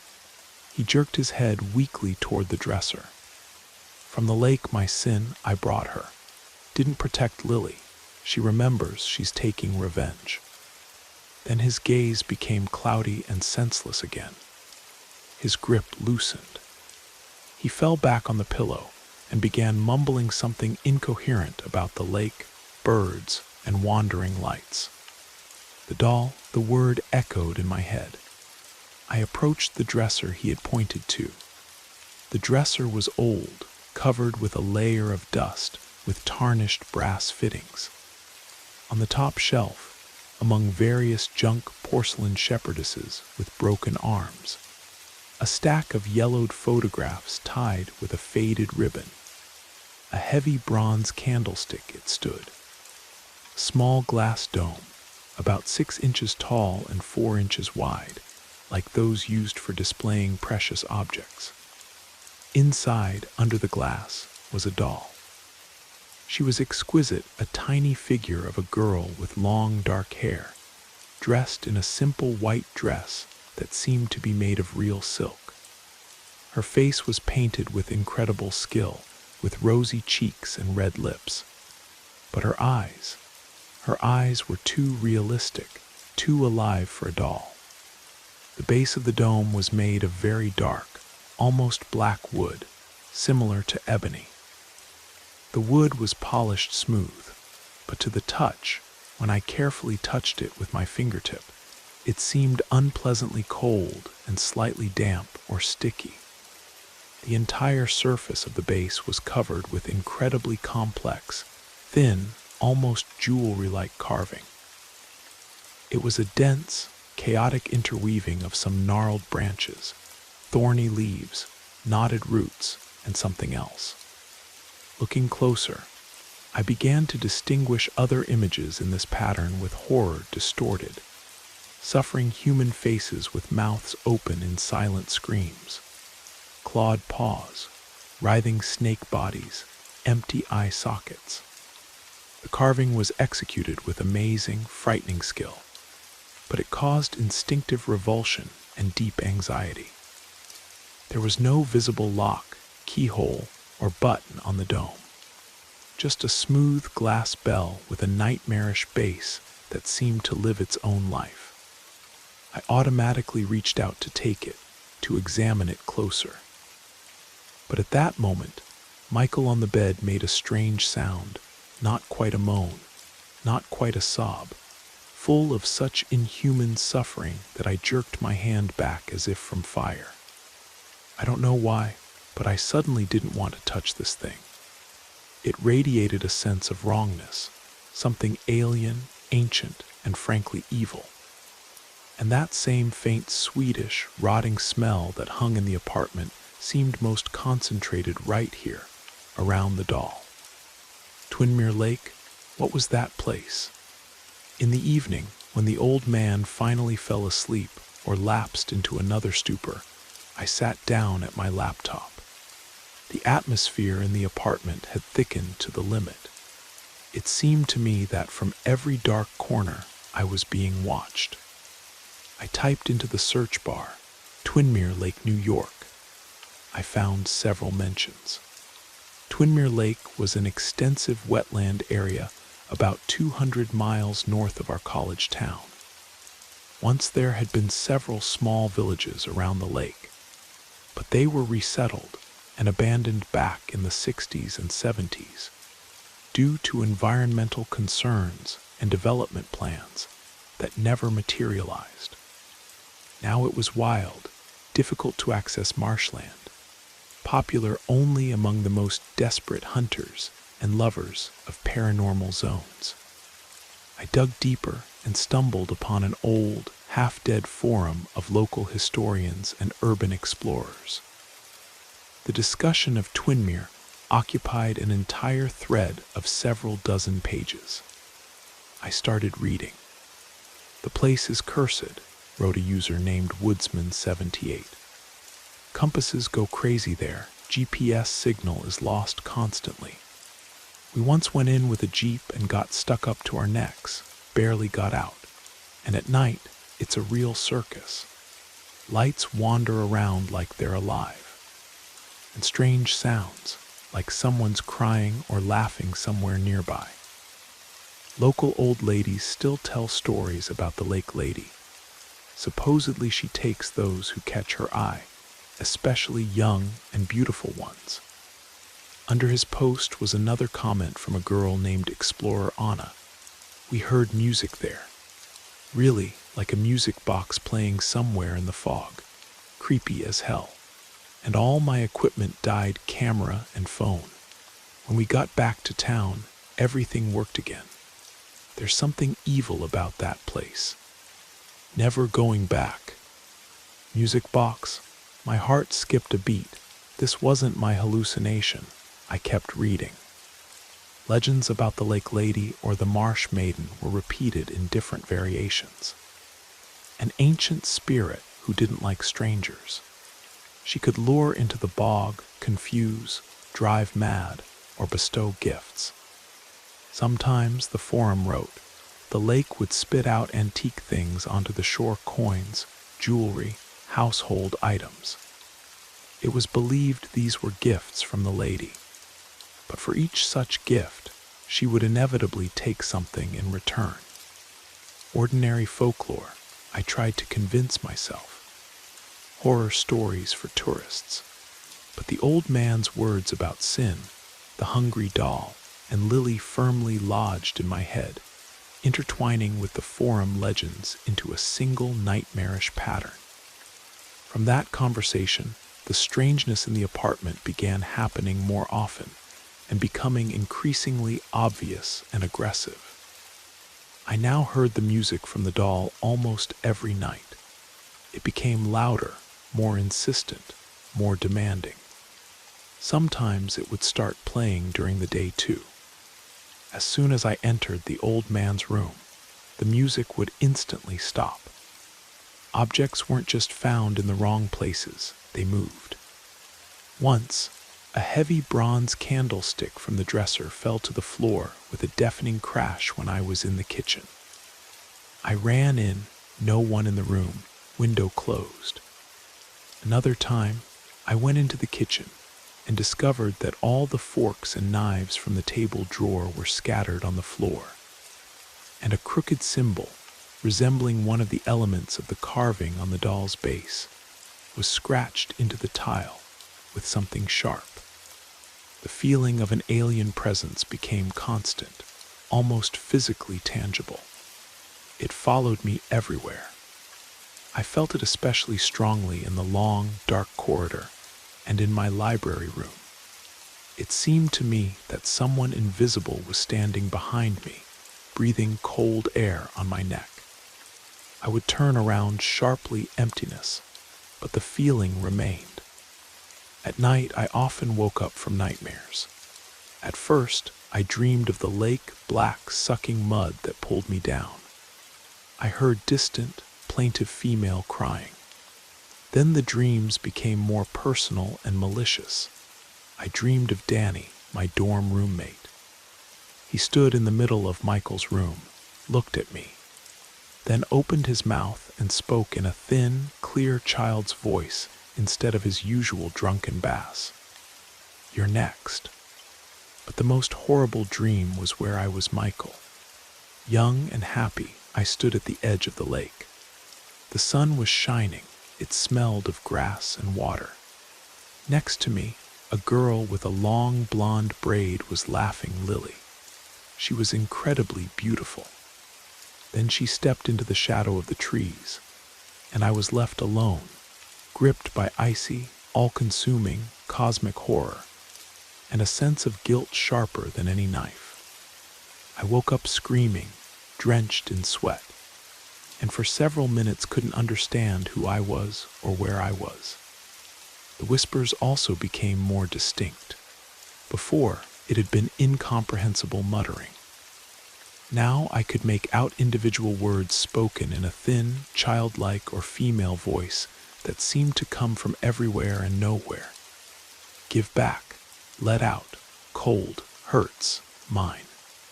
The peak was the incident with the mirror. In the evening, I went to the bathroom to wash before bed. I turned on the hot water. The old, cracked mirror above the sink quickly fogged up, and on this wet, cloudy surface, I saw it a clear print of a small child's palm. It wasn't just traced in the moisture. It was pressed into it, as if someone invisible had forcefully pressed against the glass from the other side. I froze, my breath caught. I knew for certain that there shouldn't and couldn't be any children in the apartment. I stared at this print, and it seemed to me that it was getting colder and darker, as if freezing the glass from within. Frost began to form around it. I rushed out of the bathroom like I'd been scalded, my heart pounding in my throat. This was the limit, the last straw. I needed to call Margaret. I needed to get the whole truth out of her. I dialed her number. She didn't answer immediately. "Margaret, hello, this is Jake. Sorry to bother you, but the situation is getting worse. Michael has become really bad. He constantly talks about this doll, about the lake, about some Lily. And in the apartment, very strange things are happening in the apartment." Stammering and faltering, I told her everything. About the music, about moving objects, about the whispers, about the nightmares, and finally about the terrible handprint on the bathroom mirror. A long, heavy silence reigned on the other end of the line. I could only hear her ragged breathing. "Jake, I didn't want to scare you," she finally said quietly, and I could hear genuine fear in her voice. I always knew that something was wrong with this apartment and with that doll. Uncle Michael was always strange, ever since he came back from the war. Withdrawn, unsociable. And that doll, he brought it, it seems, from those cursed lakes. He never said what was in it and never let anyone touch it. He said it was his cross, his burden.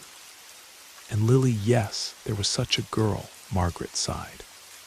His fiancée, she disappeared there in Twinmere back before the war. She was very young, they never found the body. There were different rumors that the marsh spirits took her, or that she went into the bog herself out of unhappy love. But Uncle blamed himself. He was there with her that day. He said he got distracted for a moment, and when he turned around, she was gone. He didn't protect her. That day broke him. Then he went back there several times.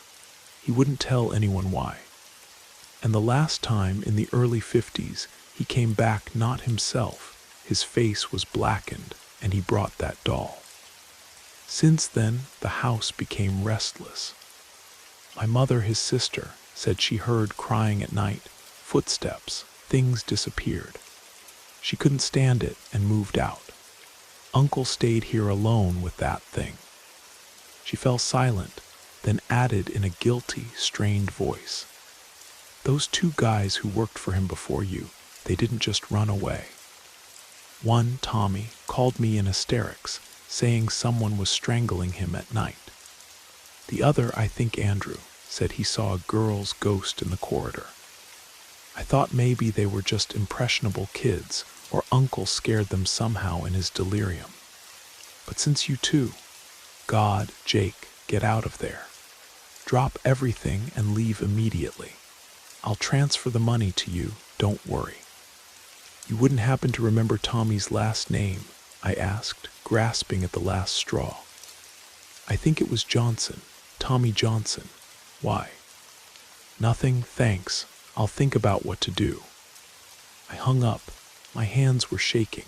Tommy Johnson, not the rarest name, but I had to try. I got on social media and started searching. After half an hour of searching in our town, I found him. A guy about my age, in the photo an ordinary student smiling with friends. I took a deep breath and wrote him a message. "Hi Tommy, sorry for the strange question. Did you happen to work as a caregiver for Michael Thornton on Maple Street?" The response came in 10 minutes. "Why do you care?" "I'm working there now," I quickly typed. "And some really weird stuff is happening. Margaret said you left because of strange things." He didn't respond for a long time, and I thought he'd blocked me. Then a short message came. "Dude, just run from there. Don't ask questions. Run. Please tell me what you saw," I pleaded. "I need to know I'm not going crazy." A minute later, we were on the phone. The voice in the receiver was uneven, breaking. He spoke quickly, choking on words. "Listen, I don't know who you are, but if you're still there, you're in big, huge trouble," he chattered. "That apartment is cursed. It's the doll. All the evil comes from it. At first, there were little things like you probably have creaking, things in the wrong places. I attributed it to the weird house, but then it started touching me. I'd wake up with something heavy and icy sitting on my chest, and I couldn't breathe. One night I woke up and saw her. A little girl about 7 years old, all gray like ash, standing by my bed looking at me. No eyes, just black holes. Then she climbed onto my chest and started strangling me with her little icy hands. I screamed bloody murder, jumped up, turned on the light, no one there. The next day I packed my things and split. I was in therapy for a month after that, panic attacks, could only sleep with the lights on. It doesn't just scare, dude. It feeds on fear. It sucks the life out of you. Get out of there before it's too late, before it latches onto you permanently."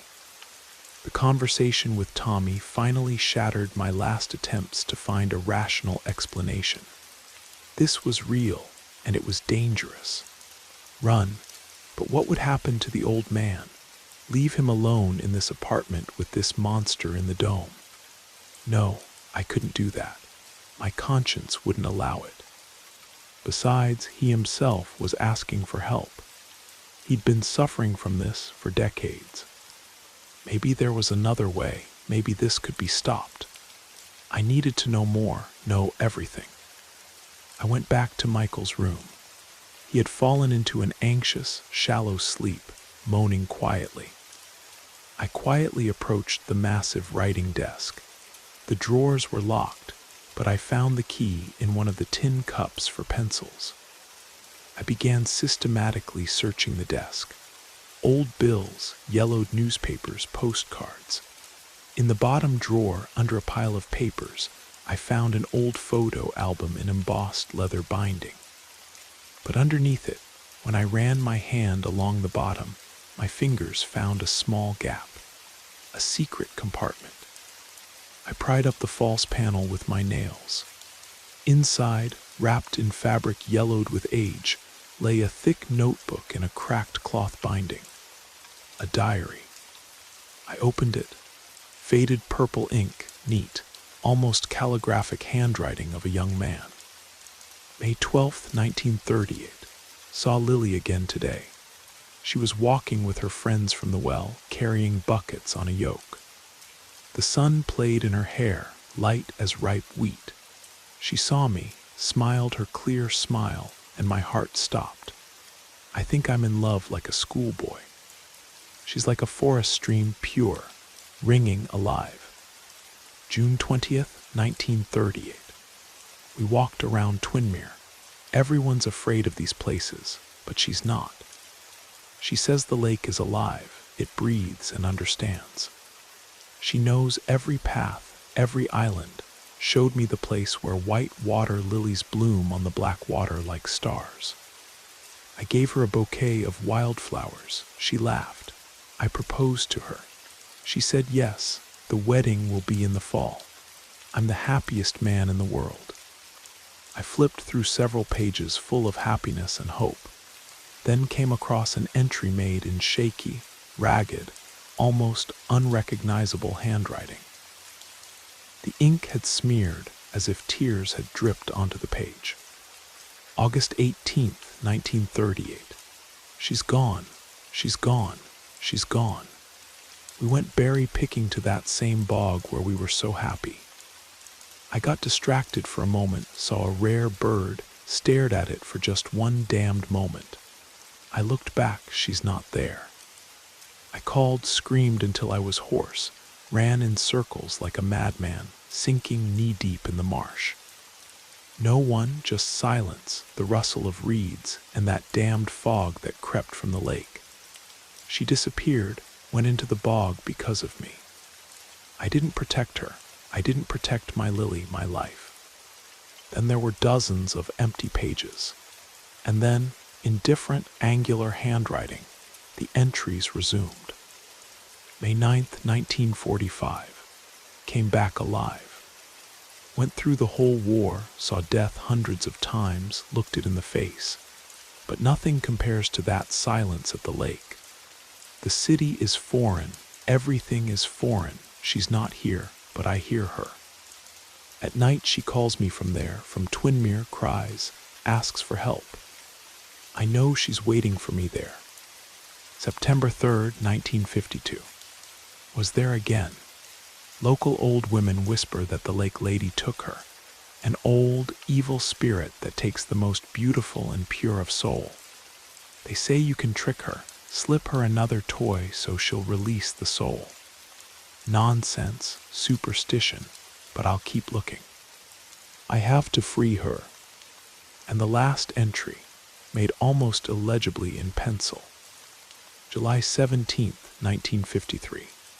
Found it in that very place where she disappeared. It was lying in the peat, a black, smooth glass dome. When I took it in my hands, I felt the cold, her pain, her fear. I know she's there inside. I brought her home. Now I'll save her. I'll open it. The diary ended there. Now everything fell into place. He didn't find salvation. He brought the curse to his house. He didn't free Lily, he locked her, or what was pretending to be her, together with himself for decades. And now, this starved and embittered thing was reaching for me. The decision came by itself risky, insane, but the only possible one. I had to finish what he started, but from the other end. I had to take the dome back, return the lake lady's toy to her. That same night, something happened that finally convinced me I couldn't wait any longer. I woke up from icy cold that gripped my body. The room was dark, but I clearly saw, as if in daylight, the silhouette standing by my bed. Small, hunched, like a child. From it emanated that same sweetish rotting smell and waves of grave cold that made my teeth ache.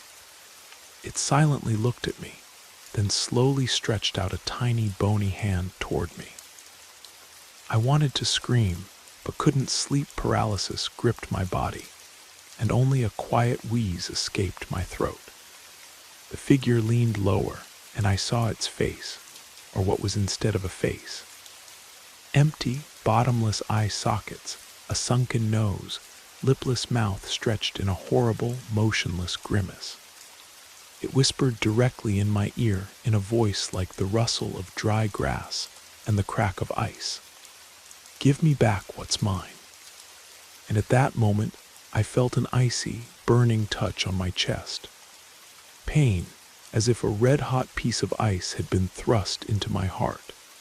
I lost consciousness. I came to at dawn, drenched in cold sweat, gasping. On my chest, where the creature had touched me, a clear print of a small palm was turning purple. It burned like fire. There were no more doubts. This dome was trying to get to me. And if I didn't do something, it would kill me or drive me insane like those who came before me. I had to act immediately. I packed a backpack, some food from the kitchen supplies, a bottle of water, a powerful flashlight, a compass, a folding knife, a first aid kit. I printed out a map of Twinmere that I found online with approximate coordinates of the abandoned village and old mill. I found an old canvas jacket and almost new rubber boots in the old man's closet.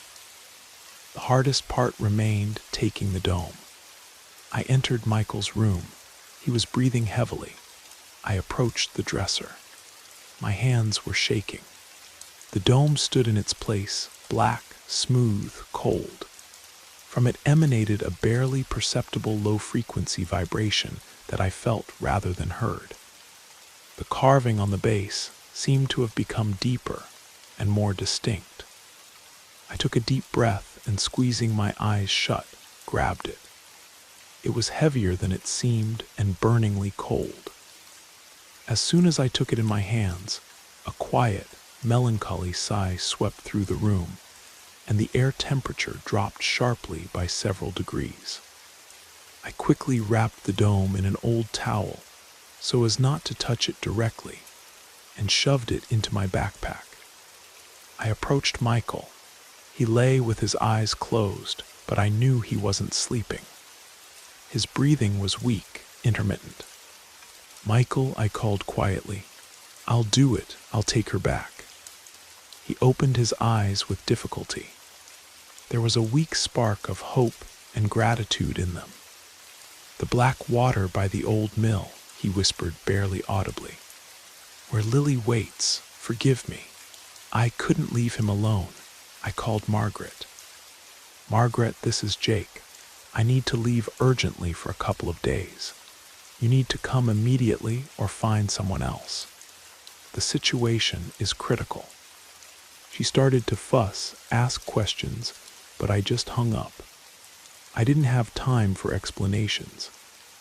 As soon as I left the building with the dome in my backpack, I felt that the world around me had changed. It became hostile. The gray day became even grayer, the wind more vicious. I tried to call a taxi through the app. My phone froze, showing a network error. I called 3 different services, either always busy or no one answered.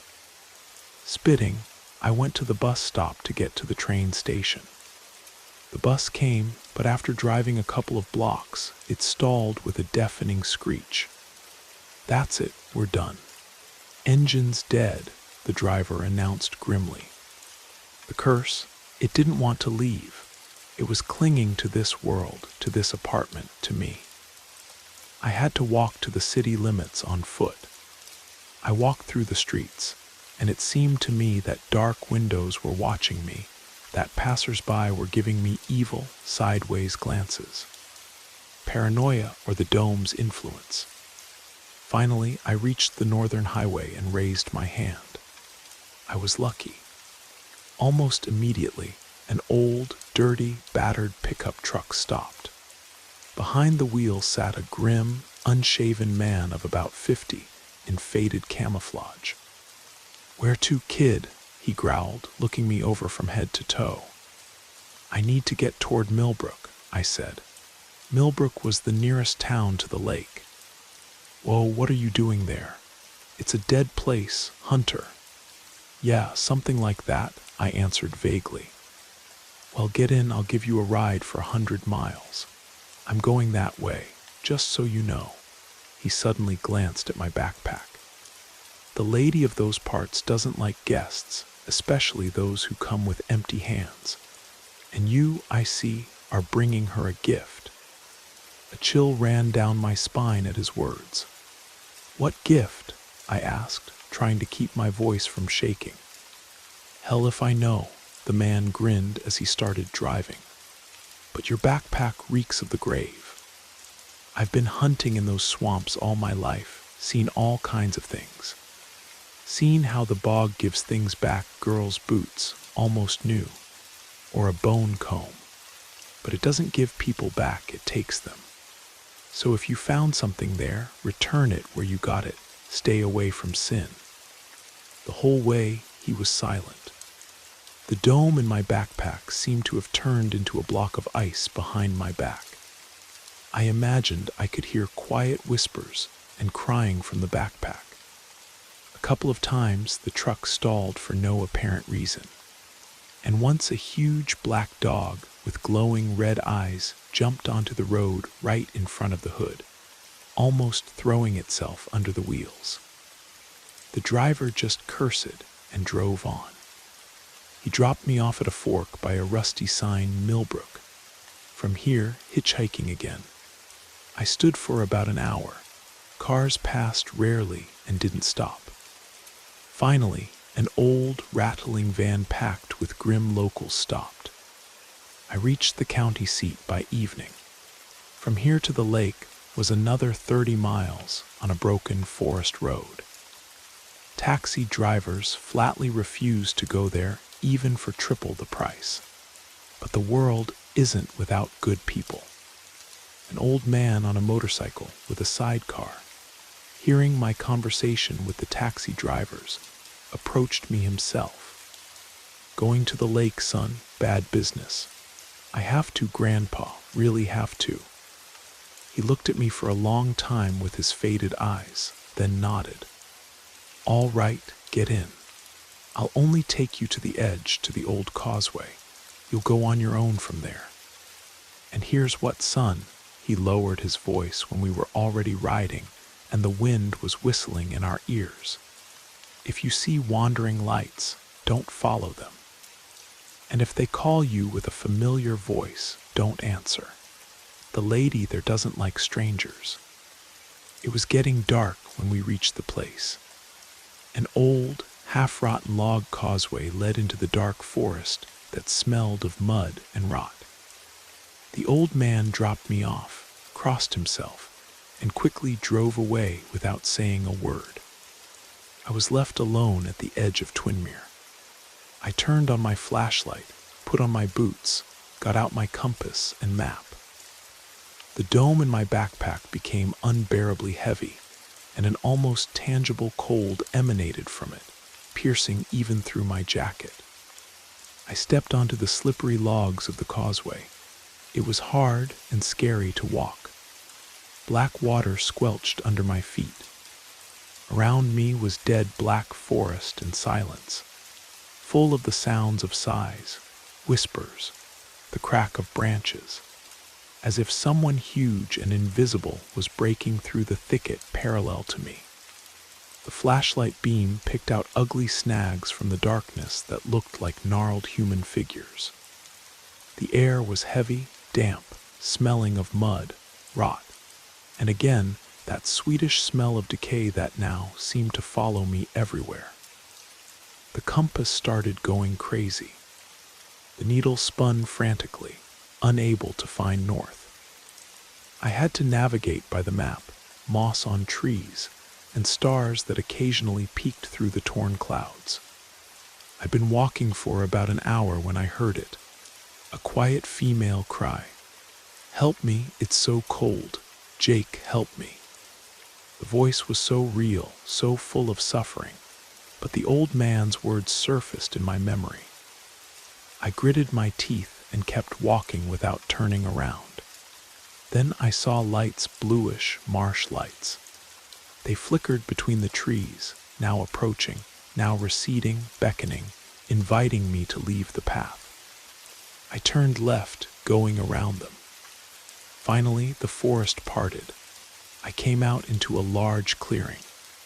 Here, once upon a time, there had been a village. Several blackened log cabins looked at me with empty eye sockets of windows. And a little apart, on a small hill at the very edge of the bog, loomed the black, broken skeleton of an old windmill. Here it was, the place. I approached the edge of the bog. The water was motionless, like black glass that reflected nothing. I took off my backpack and got out the dome. It was icy and vibrating so hard it almost slipped from my hands. The carving on it seemed to come alive and writhe under my fingers. From inside came no longer a whisper, but a quiet, prolonged howl full of hatred. I swung to throw the damned thing as far as possible into the black water. But at that moment, a figure began to rise from the bog right in front of me.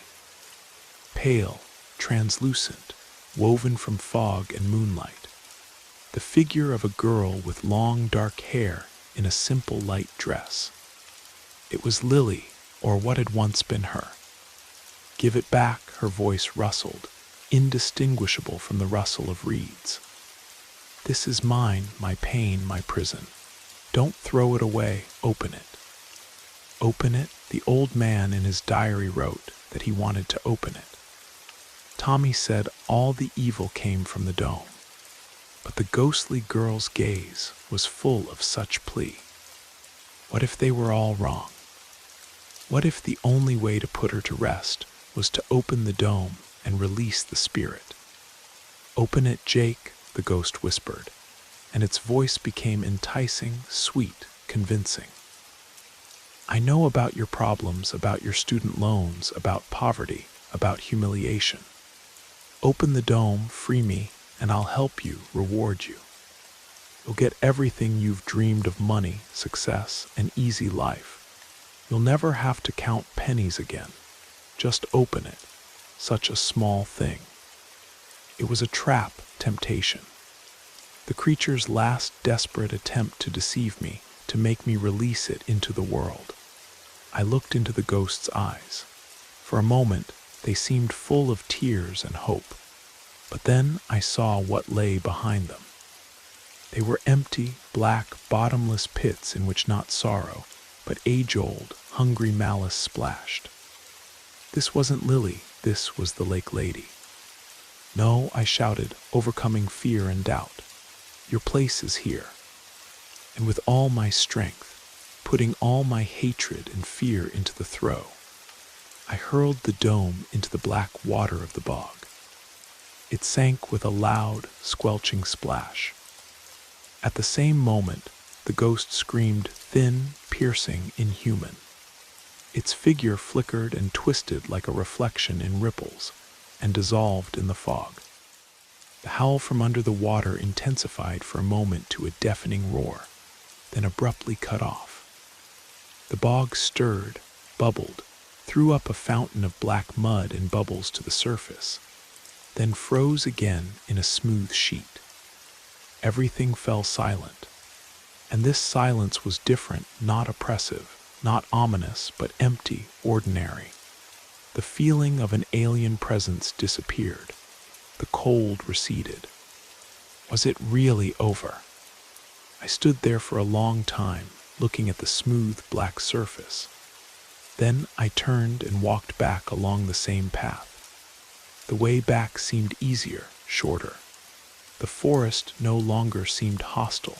Even the compass began to work normally. I reached the main road by morning. A truck driver gave me a ride to the city. On the train, I finally fell asleep, a deep, dreamless sleep. When I returned to the apartment on Maple Street, Margaret was already there. She was sitting by her uncle's bed, holding his hand. Michael was sleeping, but his face was peaceful, almost happy. "Jake," she exclaimed when she saw me. "Where were you? I was so worried." And Uncle Michael, he's been sleeping peacefully since yesterday evening. He even ate a little this morning, asked for tea. I haven't seen him this calm in years. I just nodded. The apartment felt different too. The oppressive atmosphere was gone. The air was lighter, cleaner. The constant feeling of being watched had disappeared. Margaret, I said quietly, I think I need to quit. Find another job closer to college. She looked at me with understanding. Of course, Jake, you've done more than enough. Uncle Michael looks better than he has in months. Whatever you did, thank you. I packed my few belongings. Before leaving, I went into the old man's room one last time. He was awake, looking at me with clear, aware eyes. You did it, he whispered. She's at peace now, and so am I nodded. Take care of yourself, Michael. Walking out onto Maple Street, I felt the autumn sun on my face for the first time in weeks. The world seemed brighter, more alive. Behind me, the old Victorian house stood silent and peaceful. The dome was back where it belonged, at the bottom of Twinmere Lake. The lake lady had her toy back, and Michael Thornton could finally rest after 70 years of guilt and torment. As for me, I still had to figure out how to pay for college and find a new job. But somehow, that no longer seemed impossible. After what I'd been through, regular problems seemed manageable. I walked toward the bus stop, breathing deeply of the clean autumn air. The nightmare was over.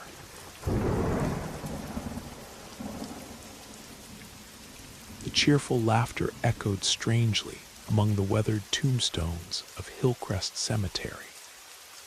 There, among the moss-covered headstones that time had forgotten, 3 young men in their early 20s were having what they considered a grand time. Hey, who wants to dig up a grave? Asked Daniel with wild enthusiasm. His friends knew him as Danny, the kind of guy who always had crazy ideas and somehow convinced others to go along with them. Are you serious? Hell yeah, shouted Marcus, who everyone called Mark. What are the dead gonna do to us anyway? Bite our asses. He burst into loud, ringing laughter that seemed to bounce off the ancient monuments. Brian, naturally called Bri by his friends, joined in with nervous chuckles. Danny's right, what could go wrong? Danny had somehow produced shovels from nowhere and handed them to his buddies. Without much thought, they started digging up the nearest grave. The work, if you could even call it that, turned out to be surprisingly easy. The 3 friends made quick progress, dirt flying in all directions. Hey, I hit something hard, Bri called out, his shovel making a hollow thudding sound. Probably the coffin, Mark replied dryly, wiping sweat from his forehead. A few more swings with the shovels, and the trio found themselves staring down at a dark wooden casket. The wood had already started to rot in places, and there were obvious signs of age and decay. Bri, can you take over for me? I need to step away for a couple minutes, Marcus said quietly, suddenly looking pale. No problem, Brian answered, grabbing the shovel. He cleared away the remaining dirt and struck the coffin lid with his tool. The old wood gave way easily under the impact. Just like I thought, it's old, he said. But what did you expect? This place has been around since the 1800s. But why did you break through the lid? Danny asked, though his questions seemed to fall on deaf ears. Brian struck a few more times, creating a hole large enough to pry open the coffin lid. The wood had rotted so badly that what was left of the deceased was nothing more than a pile of bones and tattered clothing. But something on one of the finger bones caught the boy's attention. Hey, look at this, Bri called out. What do you think this is? A ring, definitely a ring, Danny whispered excitedly. Brian climbed down into the grave and carefully lifted what remained of the decomposed hand. He managed to work the presumed ring free and slipped it into his pocket. "Now help me get out of here," Bry requested, but there was no response to his words. "Did you go deaf?" the boy shouted from his unpleasant position in the grave. Danny suddenly burst into strange laughter and grabbed his shovel. "What do you mean, help you out?" But instead of helping, Danny started throwing dirt back down on Brian. "Cut it out, this isn't funny. I'll shove this dirt down your throat if you don't stop," Brian yelled, but Danny kept going. The amount of profanity in Bry's speech increased tenfold as he cursed his friend with every word he could think of. Finally, Mark came running back, wondering what all the shouting was about. "What the hell is wrong with you? Have you completely lost your mind, you freak?" Mark screamed at Danny. "I was just trying to joke around. I wanted to mess with him," the wannabe comedian mumbled. Marcus helped Brian climb out, and all three began filling the grave back in. This took about half an hour. The process went slowly, and each minute felt like an hour. When the job was done, Mark called out to Bry. "So what was in the coffin?" Brian pulled the ring from his pocket. It was covered in dirt and grime. "Maybe it's gold," Danny shouted, but his friends didn't respond. A couple of disapproving looks from his buddies cut right through him. "Come on, guys, forgive me. You know how I am," he pleaded. Brian sighed. "Maybe it is gold, who knows? But how can we find out?"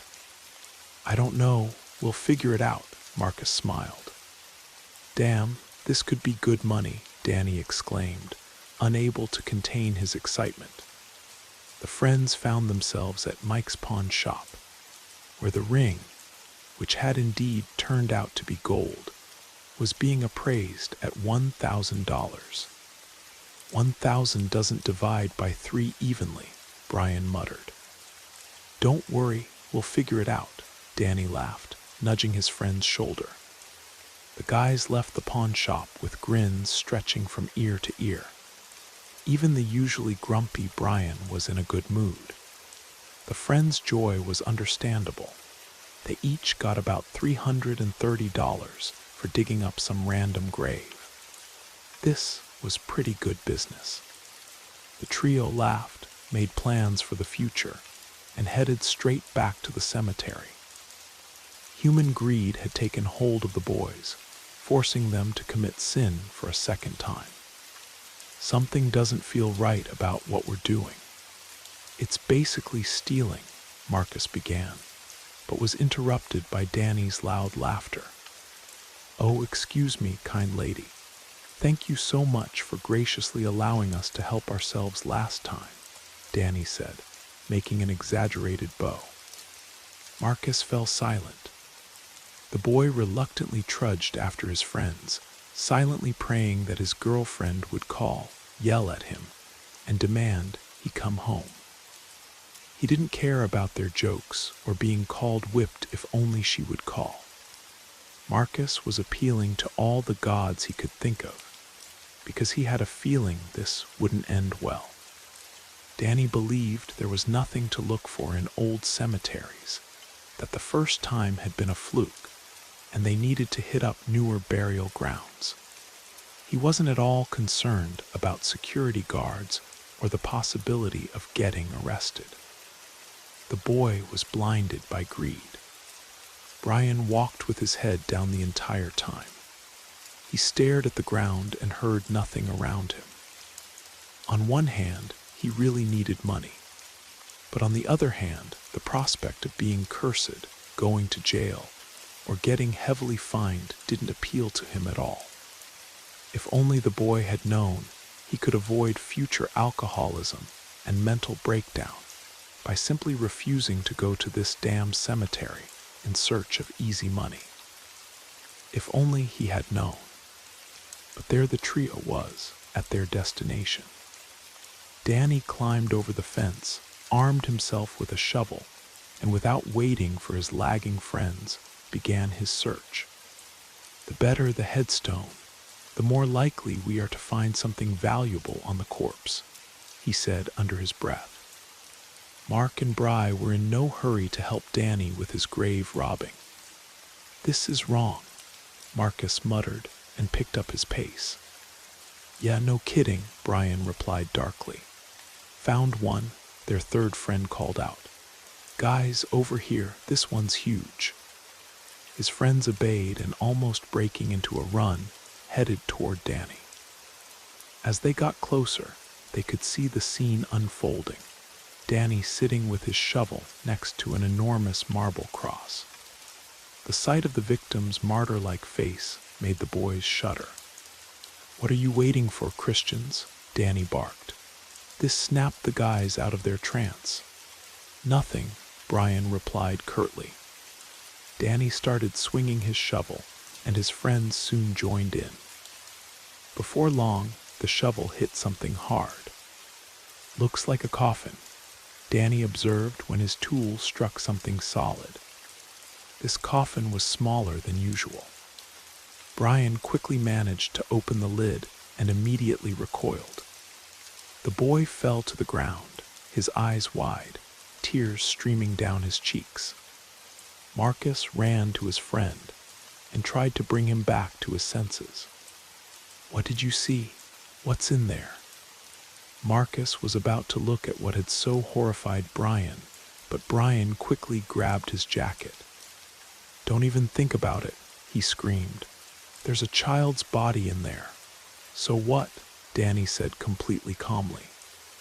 Marcus was stunned both by the fact that there was a child in the grave, and by how casually his friend was talking about it.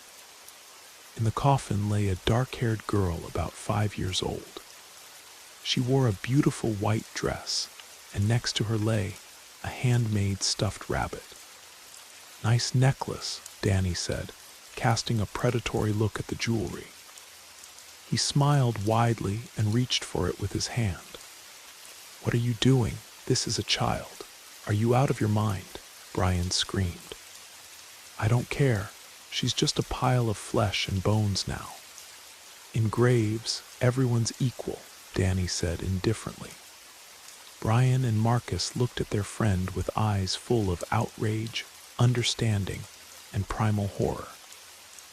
Marcus was the first to come to his senses. He shook his friend by the shoulder, trying to bring him back to reality. It should be noted that he didn't succeed. Brian was deep in his consciousness, from where only a paramedic team would later be able to bring him out. While the guys were in shock, Danny carelessly removed the jewelry from the corpse, damaging some areas of the deceased's skin and staining her dress. Cynicism had completely taken hold of the boy. He felt enormous superiority over this little girl. Danny picked up the stuffed rabbit, made a disgusted face, and threw it on the ground. He lit a cigarette. "What are you doing, you idiot?" Marcus screamed, but his friend didn't even think about stopping. Marcus couldn't watch the open mockery of the corpse anymore. His brain helpfully stopped perceiving anything and plunged into a kind of sleep mode. A strong blow to the head brought the guy out of his mental maze. Danny had managed to revive his friend. The grave was carelessly covered with dirt. Something was jingling in Danny's backpack, and Brian lay on the ground, showing no signs of life. "What's wrong with him?" Marcus asked quietly, nodding toward Brian. "He passed out. Kid's weak."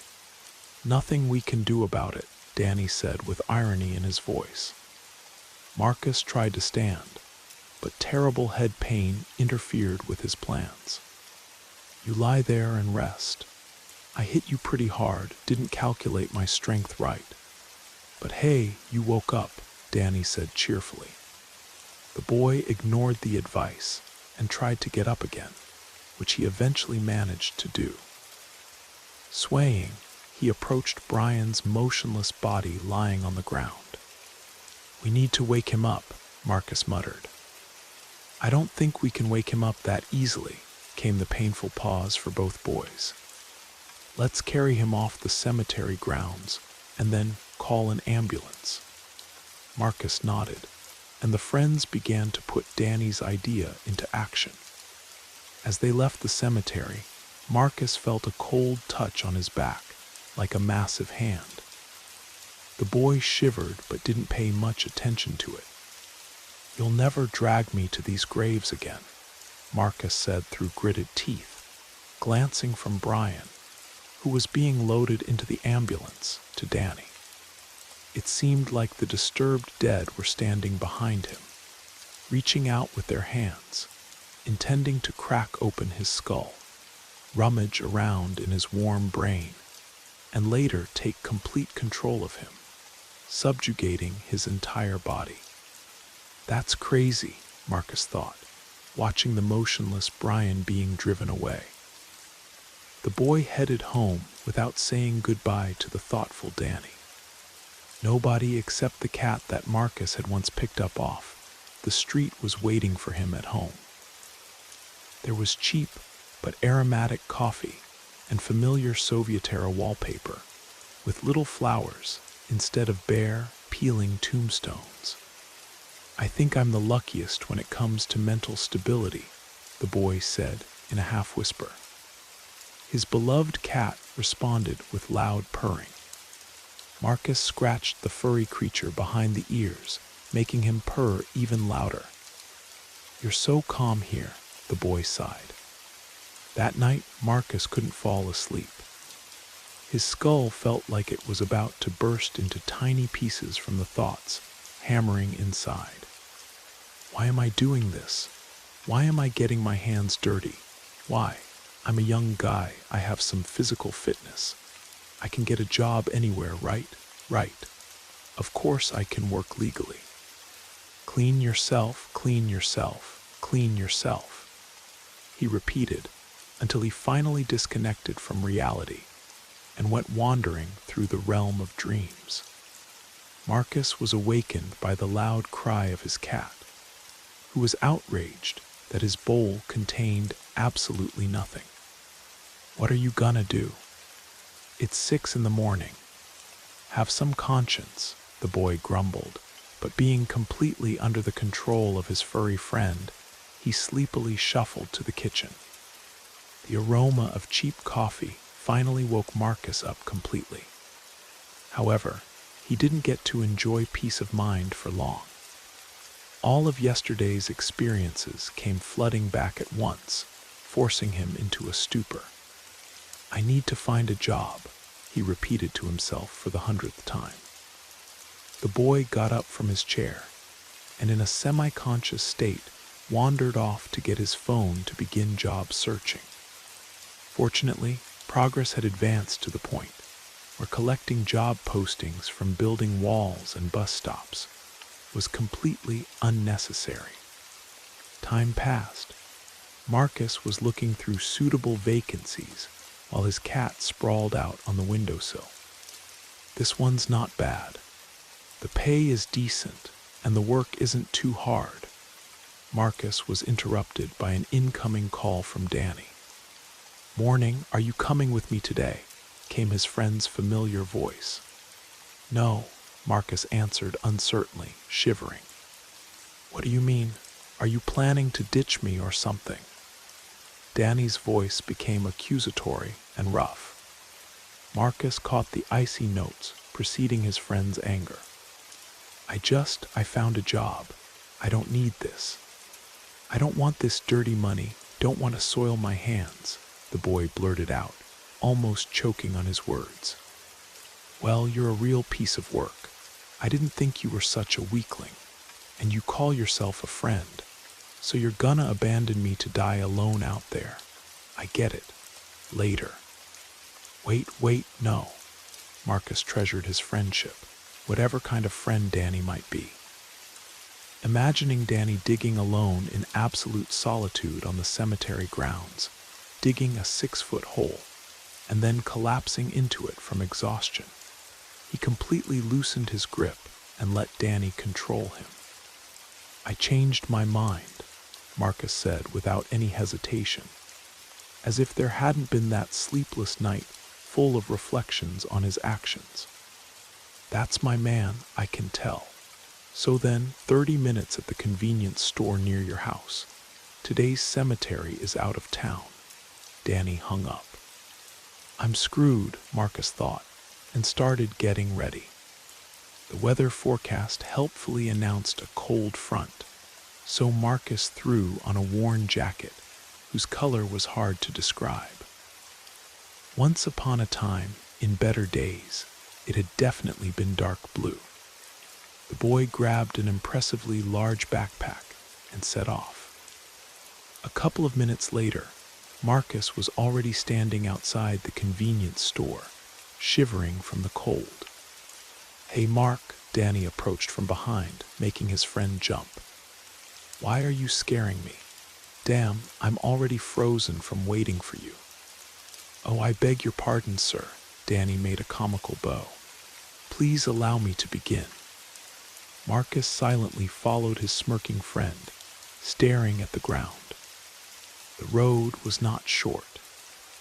Danny wasn't the type of person who could keep quiet for more than 10 minutes, so he began describing to his friend the work ahead of them in vivid detail, while Marcus occasionally nodded. "That cemetery is just a gold mine.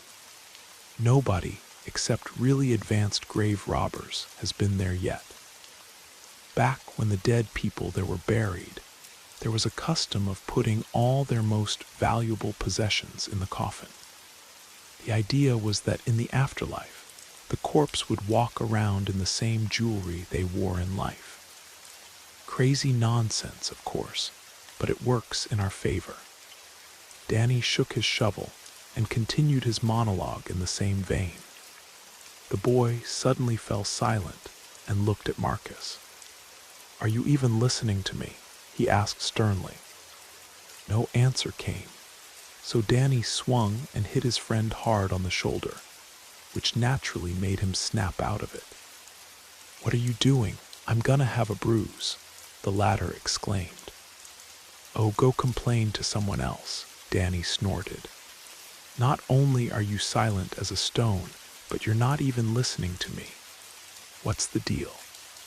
Danny's inquisitive gaze forced Marcus to look up at the sky, hoping to avoid such an unwanted interrogation from his friend.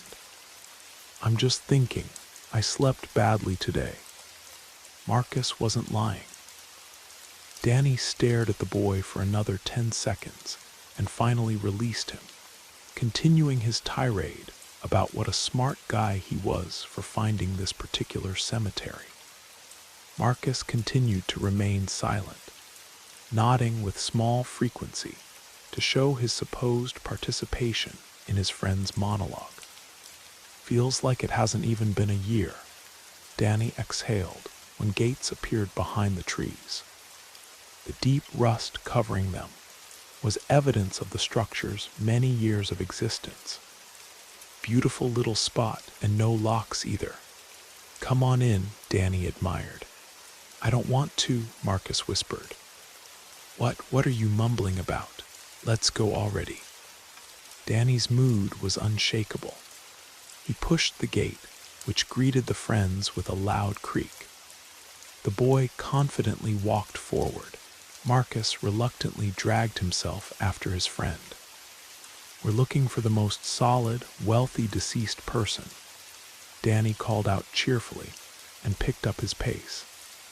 He often stepped on graves not enclosed by fences. The boy had left his humanity at the gates, turning into a pulsating clot of greed. Danny spent the whole way encouraging his friend and blessing him with various unflattering epithets. "Ah, here's our friend for today," he exclaimed, pointing at a magnificent monument depicting a young woman with luxurious wings behind her back. The marble face simultaneously radiated virginal purity and pressed into the ground with its grandeur. Marcus couldn't take his eyes off her, while his negligent friend was already working hard with his shovel. "What are you staring at? Like what you see, Prince?" Danny said mockingly. Marcus shook his head and muttered something incoherent in response. He picked up his shovel and without much desire began to work. Marcus didn't feel how the maiden's gaze was burning through him, how she deeply despised him, but continued to dig. Finally, the shovel hit the coffin lid. Danny's joyful exclamations no longer caused Marcus anything but disgust. He looked at his friend from under his brows, transferred his gaze to the shovel, gripped the handle tighter, took a deep breath, and loosened his grip. "Hey, somehow I didn't notice a woman's name on the headstone," Danny commented. Marcus recoiled. In the coffin lay a completely fresh body of a young woman. But this is an old cemetery, the boy thought. Marcus looked at her like a marble statue. She radiated unchanging beauty, blue lips, sunken cheeks, and closed eyelids, a slender body in light white clothing. Small bruises on the collarbones captivated the boy's gaze. On the deceased's neck were visible signs of violent death. Dark spots desecrated the perfect pale skin. "So, shall we begin?" Danny asked uncertainly. "What are you doing?" Marcus didn't come to his senses immediately. He found a frightened Danny looming over him, and his own hands clasped around the girl's neck. "She's already dead," Marcus said in a voice not his own, and got to his feet. "Well, shall we start?" Danny was in a real stupor.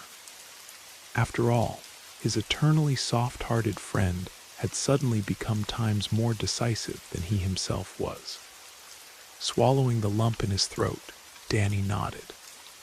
"So we have a necklace here, a couple of bracelets, a ring." Marcus began examining the girl, looking for any jewelry that wasn't immediately obvious. "Look here," Danny pointed to a barely visible hairpin. "Damn, it looks very expensive." "Then grab it and let's start covering her up," his friend replied calmly. "Wait, what about the dress?" Danny cast a surprised look at Marcus. "We're not going to undress her," Marcus said harshly. "But the clothes are from who knows what century. They should be in a museum, not rotting here." "Are you serious?" Danny protested. "We're not going to undress her." It was useless to argue, so Danny grabbed his shovel and began throwing dirt on the young body. "That's that," Marcus replied to his friend's gloomy expression. As they left the cemetery, Danny felt an unpleasant stab between his ribs. He involuntarily bent over and grimaced. Marcus didn't notice his friend's condition. They parted without saying goodbye. The next morning, Marcus was awakened by a phone call. "Who the hell is calling?" he muttered irritably, not even bothering to see who needed him. "Danny," came a sob from the phone, followed by such bitter and desperate crying that the boy shivered. What happened? The crying didn't stop. Only barely distinguishable fragments of the name flickered through. "Danny, little Danny, son." Marcus hung up and immediately called Danny. One ring, then another. Incredibly long, soul-tearing rings, and then someone picked up on the other end. More crying and sobbing. "He's dead," the voice of the speaker, apparently his mother, broke into a scream and became hoarse. Marcus couldn't take it and threw the phone into the opposite corner of the room. He grabbed his head with his hands and screamed. Danny, 19 years old, any girl's dream, dead. "Poor boy, he was such a good kid," whispered an old woman who served as his grandmother, looking at Danny lying in the coffin. Marcus silently watched as his friend was slowly lowered into the grave and gradually covered with earth. Brian never came, Danny's mother noted. Marcus had nothing to answer. With all this damn grave digging, he forgot about his friend. I blame myself. The last time I saw him was when the ambulance took him away. I never even asked how he was doing, the boy said, as if apologizing. That's not good. The woman shook her head and turned away. After the funeral, the broken Marcus quickly got home and collapsed on the bed without strength. The cat seemed to understand that it was better not to bother his owner and hid under the couch. Nobody knows how much time passed, but the boy woke up deep in the night. The phone display showed 3:33 in the morning. Marcus shivered, remembering the ominous, scary stories associated with this time. However, he wasn't given long to think about it. One by one, notifications began appearing on his phone screen. Messages from Danny. What the hell? Forgetting any boundaries of decency, Marcus screamed. He didn't care if some fat police officer would come and fine him for noise after 11 in the evening. How could that even matter when at the cursed 3:33 in the morning, messages suddenly started pouring in from a dead person? I'm serious, I won't come. I feel bad, really bad, I can't see. There were a whole bunch of typos in the 3 messages, but only one thing mattered. The sending time was 10:25 a week ago. Is there anyone up in those damn heavens? Barely holding back tears, Marcus whispered. It seemed he hadn't seen that notification, tired after digging at the cemetery, and the obsessive smartphone decided to remind him about the unread message. He dropped his head on the pillow and instantly flew off to the realm of dreams, leaving Danny waiting for an answer. Marcus woke up closer to noon. He immediately called Brian without even coming to his senses. Hello, someone said incoherently on the other end. Brian, are you alive, Brian? The boy shouted joyfully. What? The man hiccuped and exhaled. He was obviously drunk. Where is your son? Where is he? Marcus interrupted. Son? What son? I don't have any son. I'm asking about your son. Where is he? Marcus was starting to lose his temper. Where? I don't know. He left. The doctor treated him with pills, shots, IVs, all sorts of things. That punk, that thief, that freak. He's not here anymore. Can you adequately express your thought? Where did he go, damn you? The boy was no longer embarrassed to yell. Why are you shouting? How should I know where he is? I'm telling you, he was in the hospital, and then he ran away. He escaped. His mother has raised the whole city looking for him now. He's not here anymore. Thank you, Marcus said barely audibly, and hung up. In despair, he threw his phone against the wall. It only bent slightly in response, coming to complete non-functionality. Everyone's gone, the boy screamed, choking on tears. Someone or something had taken 2 of them, which meant it would come for the 3rd. Maybe it was karma, God, or the devil. Justice, fairness. Who? Marcus muttered, heading to the kitchen. Cold hands gently stroked his neck, climbed under his shirt, grabbed his ankle. The image of the lonely girl appeared before him, cast a mocking glance, and whispered something incoherent. Marcus stopped feeling control over his body. He gave in to this impulse, and the girl arrogantly began to control the boy. Marcus didn't understand where he got the rope, didn't understand how he hooked it to the hook where a chandelier once hung, didn't understand how he tied a noose though he had never possessed such skills, didn't understand how he stood on the stool, and didn't understand how he stepped off it. The last minutes dragged on too long. The stool was clearly not suitable for these purposes. It was too low, so instead of quick death from a broken neck, Marcus slowly suffocated, unable to fight off hundreds of dirty, flabby, naked hands that crawled over his body. The boy was devoured by the dark gaze of the young woman in the old vintage dress, with the expensive hairpin and the painfully familiar necklace. That day, the noise from Marcus's apartment raised the whole building. They called the police, or as most residents put it, the cops.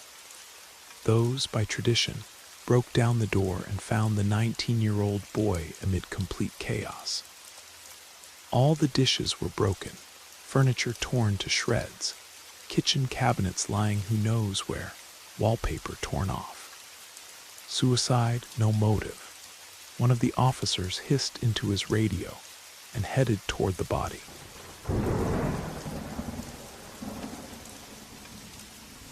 Once, when Michael was still young enough that most of the things happening around him didn't stick in his long-term memory, he heard something on television that would haunt him for decades.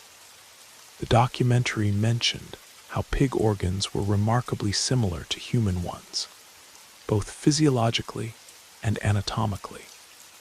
Some of these porcine organs, the narrator explained, were so close to human equivalents that if scientists could overcome the body's rejection of foreign tissue, they might solve the worldwide organ shortage crisis that plagued hospitals everywhere. That evening, Michael sat cross-legged on the living room carpet in front of the eternally flickering television, while his father dozed on the couch behind him, heavy with the smell of bourbon and disappointment. His dad genuinely believed his son could learn more valuable lessons from television than from school textbooks.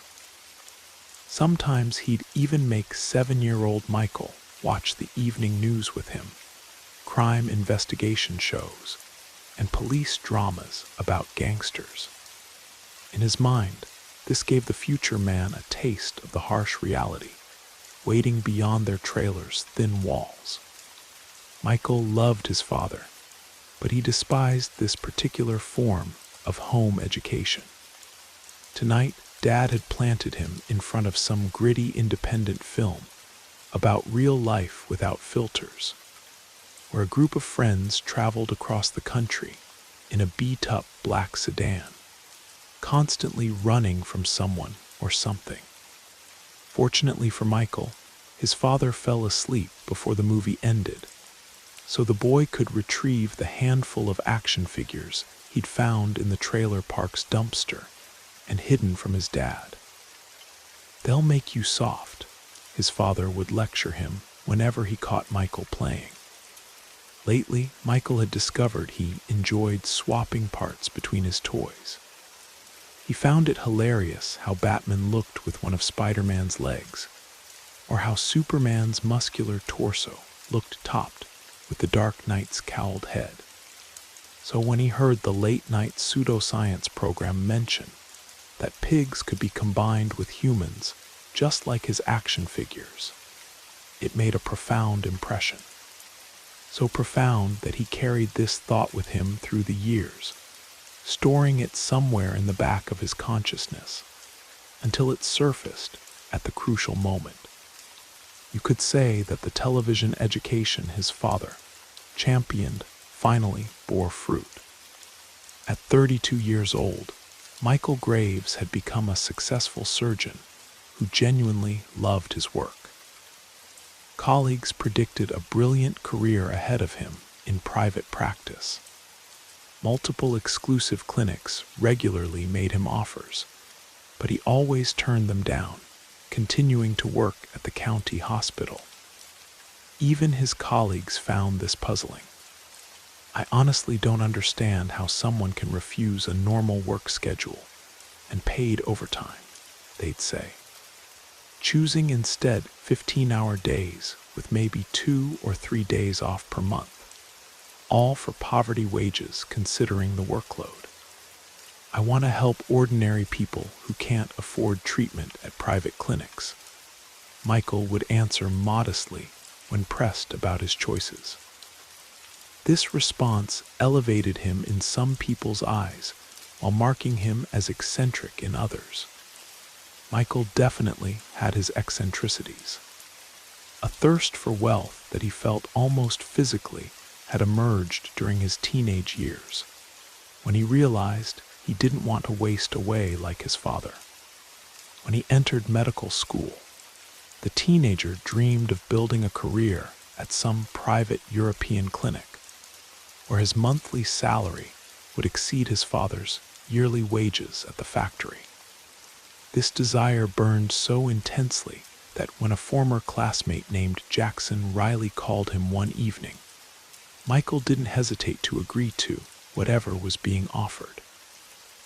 Jackson had been expelled for poor grades and now worked, as far as Michael knew, as a pocket doctor for criminal organizations. He offered Michael a chance to earn very good money for certain services. Michael's imagination immediately painted vivid pictures of how he'd move out of the rundown studio apartment he'd inherited from his cirrhosis-riddled father, find himself a girlfriend without being embarrassed to bring her home, start traveling the world, and see something beyond his provincial, grimy town, perpetually shrouded in smoke from the steel mill. However, when Jackson added more details during their phone conversation, his former classmate coughed uncomfortably. "We should meet at my place to discuss this properly."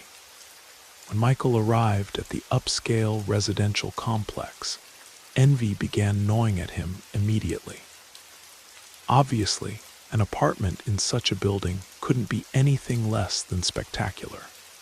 His expectations proved correct. The large, bright penthouse made Michael burn with black envy toward his former classmate. "Where did you get all this?" was all Michael could manage when he stepped inside. "Well, I work for certain people," Jackson smirked, unwilling to reveal details. "I can only say that due to the nature of their business, they can't exactly walk into regular hospitals, so I help them out bit by bit. Of course, I don't work alone. There's a whole staff of specialists serving our employers. They pay me very well. The compensation doesn't even compare to the salaries of the best American surgeons." "Lucky you," Michael forced out, trying to arrange his face into something resembling a smile. "Why do you think I called you?" Jackson stood and walked to the window, which offered a stunning view of the city skyline. "We need human spare parts. The black market in supplier countries like China and India has become chaotic. They've introduced strict laws, making everything cost astronomical amounts, and what they do deliver is usually far from top quality. My employers want to enter this market. I thought, why not find a supplier among acquaintances working in county hospitals?" "What kind of spare parts are you talking about?" Michael exclaimed, though he suspected where this conversation was heading. "Organs," Jackson said calmly.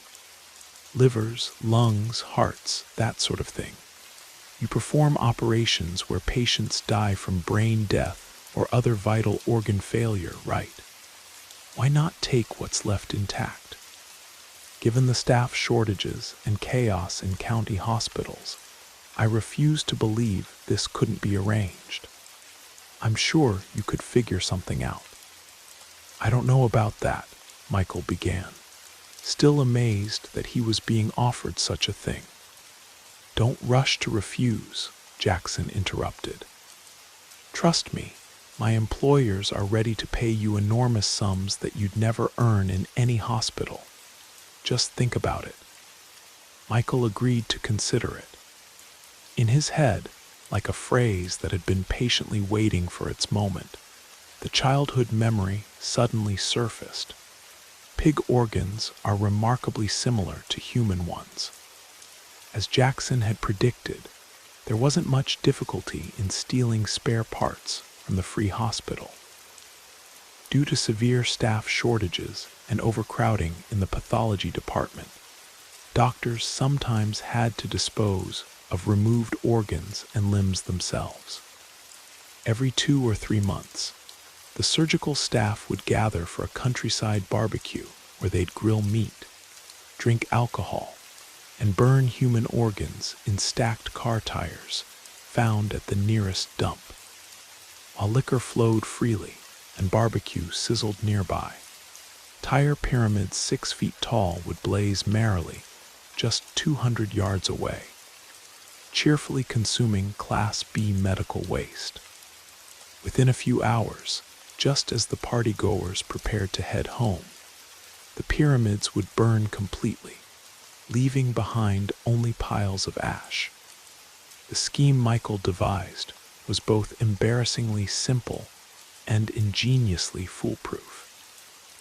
After operations where patients didn't survive, Michael would linger in the operating room under the pretext of collecting biopsy materials. He'd retrieve a pig organ from his improvised hiding spot in a medical waste bin, kept fresh in a thermal bag, and swap it for the deceased patient's healthy organ, which he'd immediately place on ice and then properly preserve. Time was critical since organs became useless 20 minutes after cardiac arrest, if not frozen. Michael wasn't worried about his scheme being discovered. The pathologist at his hospital performed autopsies merely as a formality, just to confirm all organs were present.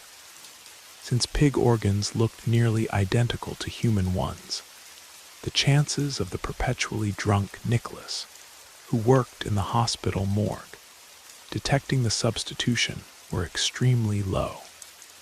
Jackson's employers paid very well indeed. Michael's life took on brilliant new colors. He moved to a new apartment, bought an expensive foreign car, and to colleagues' puzzled questions, he invariably answered, "Inheritance from my father." His secretly maintained bank account grew impressively. Soon, he'd be able to move to another country and live comfortably off investment returns. But when new management arrived at the hospital and began implementing changes, it spelled disaster for Michael. The first thing the new administration tackled was the medical waste problem, contracting with the nearest landfill for proper disposal in specialized incinerators. Nicholas was fired immediately, replaced by a young pathologist who took his duties seriously. It seemed Michael's dreams weren't destined to come true. He'd continue breathing the toxic air of his hometown instead of tropical ocean breezes. Then suddenly, what he considered a brilliant idea occurred to him. During his time at the hospital, he'd occasionally performed organ transplant operations due to the absence of a specialized surgeon. Management had assigned him this responsibility.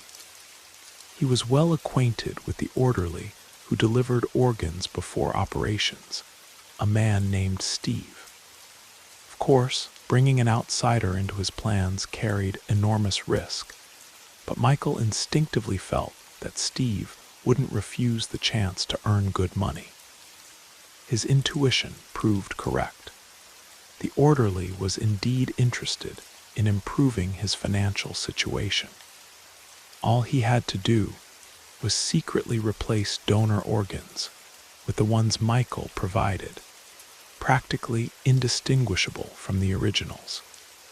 The assistants present during operations noticed nothing amiss. As for the patients themselves, their survival probability was admittedly lower than with human organs, but not so dramatically that anyone would suspect Michael of any wrongdoing. Besides, this was a county hospital where patients didn't question why doctors prescribed higher doses of immunosuppressants than usual. Alive was alive, and that was enough. There were, however, some peculiarities in the behavior of people who received Michael's pig organs.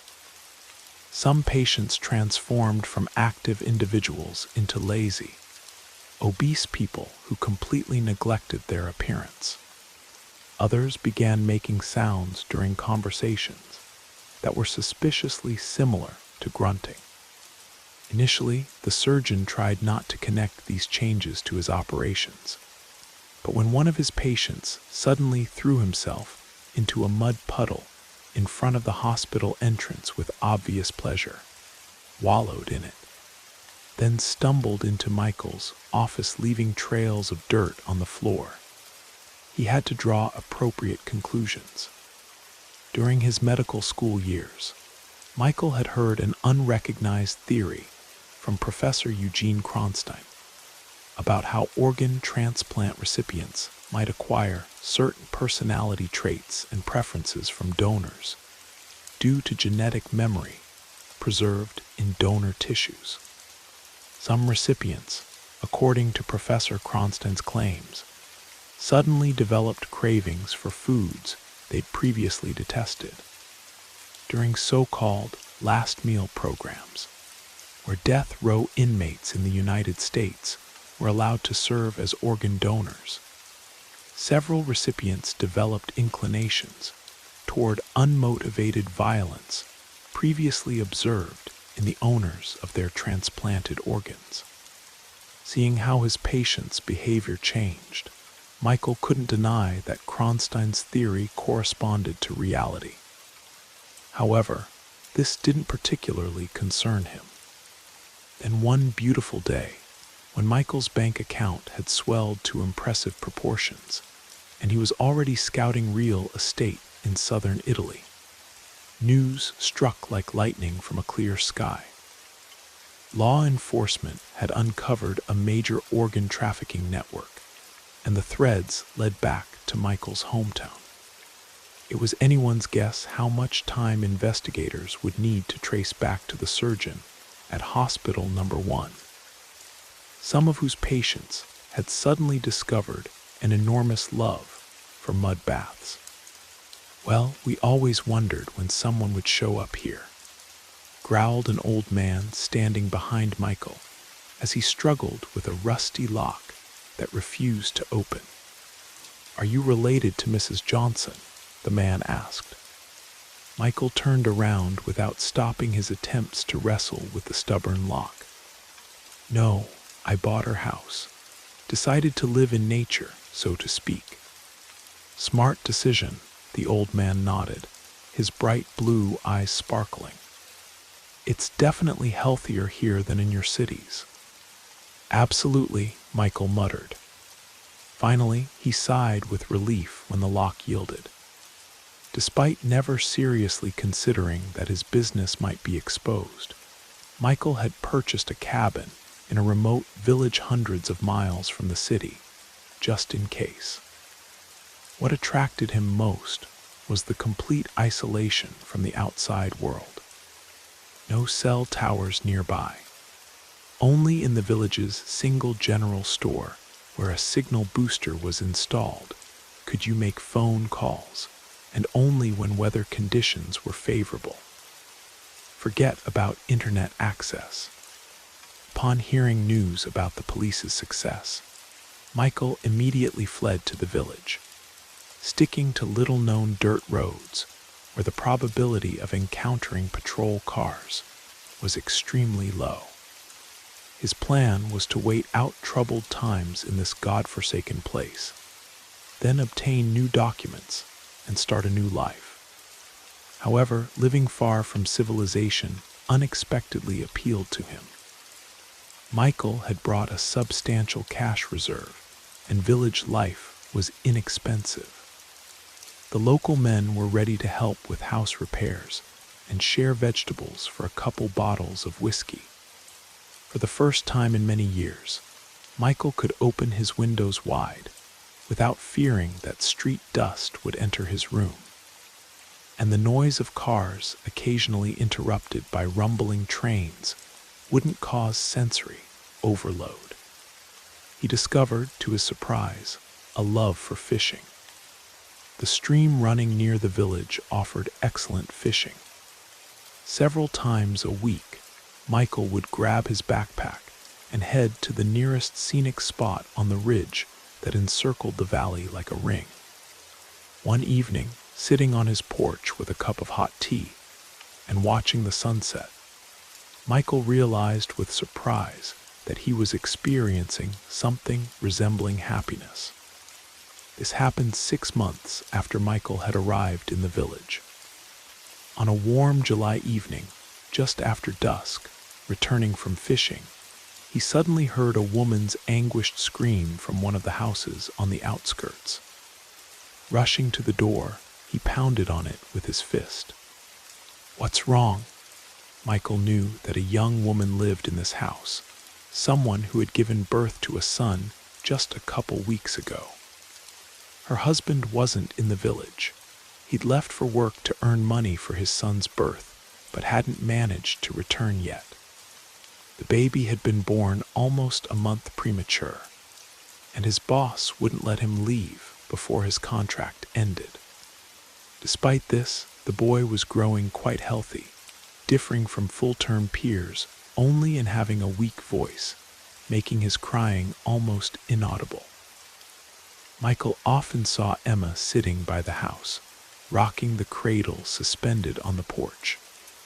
The former surgeon could only marvel at how normal development of a premature baby was possible without proper medical care and medications, which the villagers replaced with herbal remedies from an old herbalist the locals called a healer. Michael attributed such robust health among residents, including tiny infants, to good ecology and natural, healthy food. Now, raising his hand to knock a second time, Michael wondered what could have happened in the young woman's house. He ruled out the possibility of an intruder. None of the village's few residents, perhaps 100 people at most, would be capable of such a thing, despite some peculiarities among his neighbors, like a strict ban on visiting the bathhouse after midnight, which they forced Michael to observe as well. These were fundamentally good-natured people who wouldn't turn against each other. The sound of a sliding bolt came from behind the door. On the threshold stood Emma, trembling with convulsive sobs. Somewhere deep in the house, desperate infant crying could be heard. "Call the healer," she cried in a breaking voice. "I scalded the baby with boiling water. Let me take a look," Michael requested. "I'm a doctor." "I don't trust doctors. Call the herbalist." Sensing Emma was in shock, Michael nevertheless rushed to the healer's house. The nearest neighbors were already coming outside, drawn by the commotion. Within minutes, reaching the low house built from logs darkened with age, Michael found the healer descending from his porch, with a canvas bag slung over his shoulder. "I know," he said, his bright blue eyes gleaming in the darkness like luminous beacons. He waved away Michael's attempt to speak, holding a rat in his right hand while tickling the fur on its small head with his left index finger.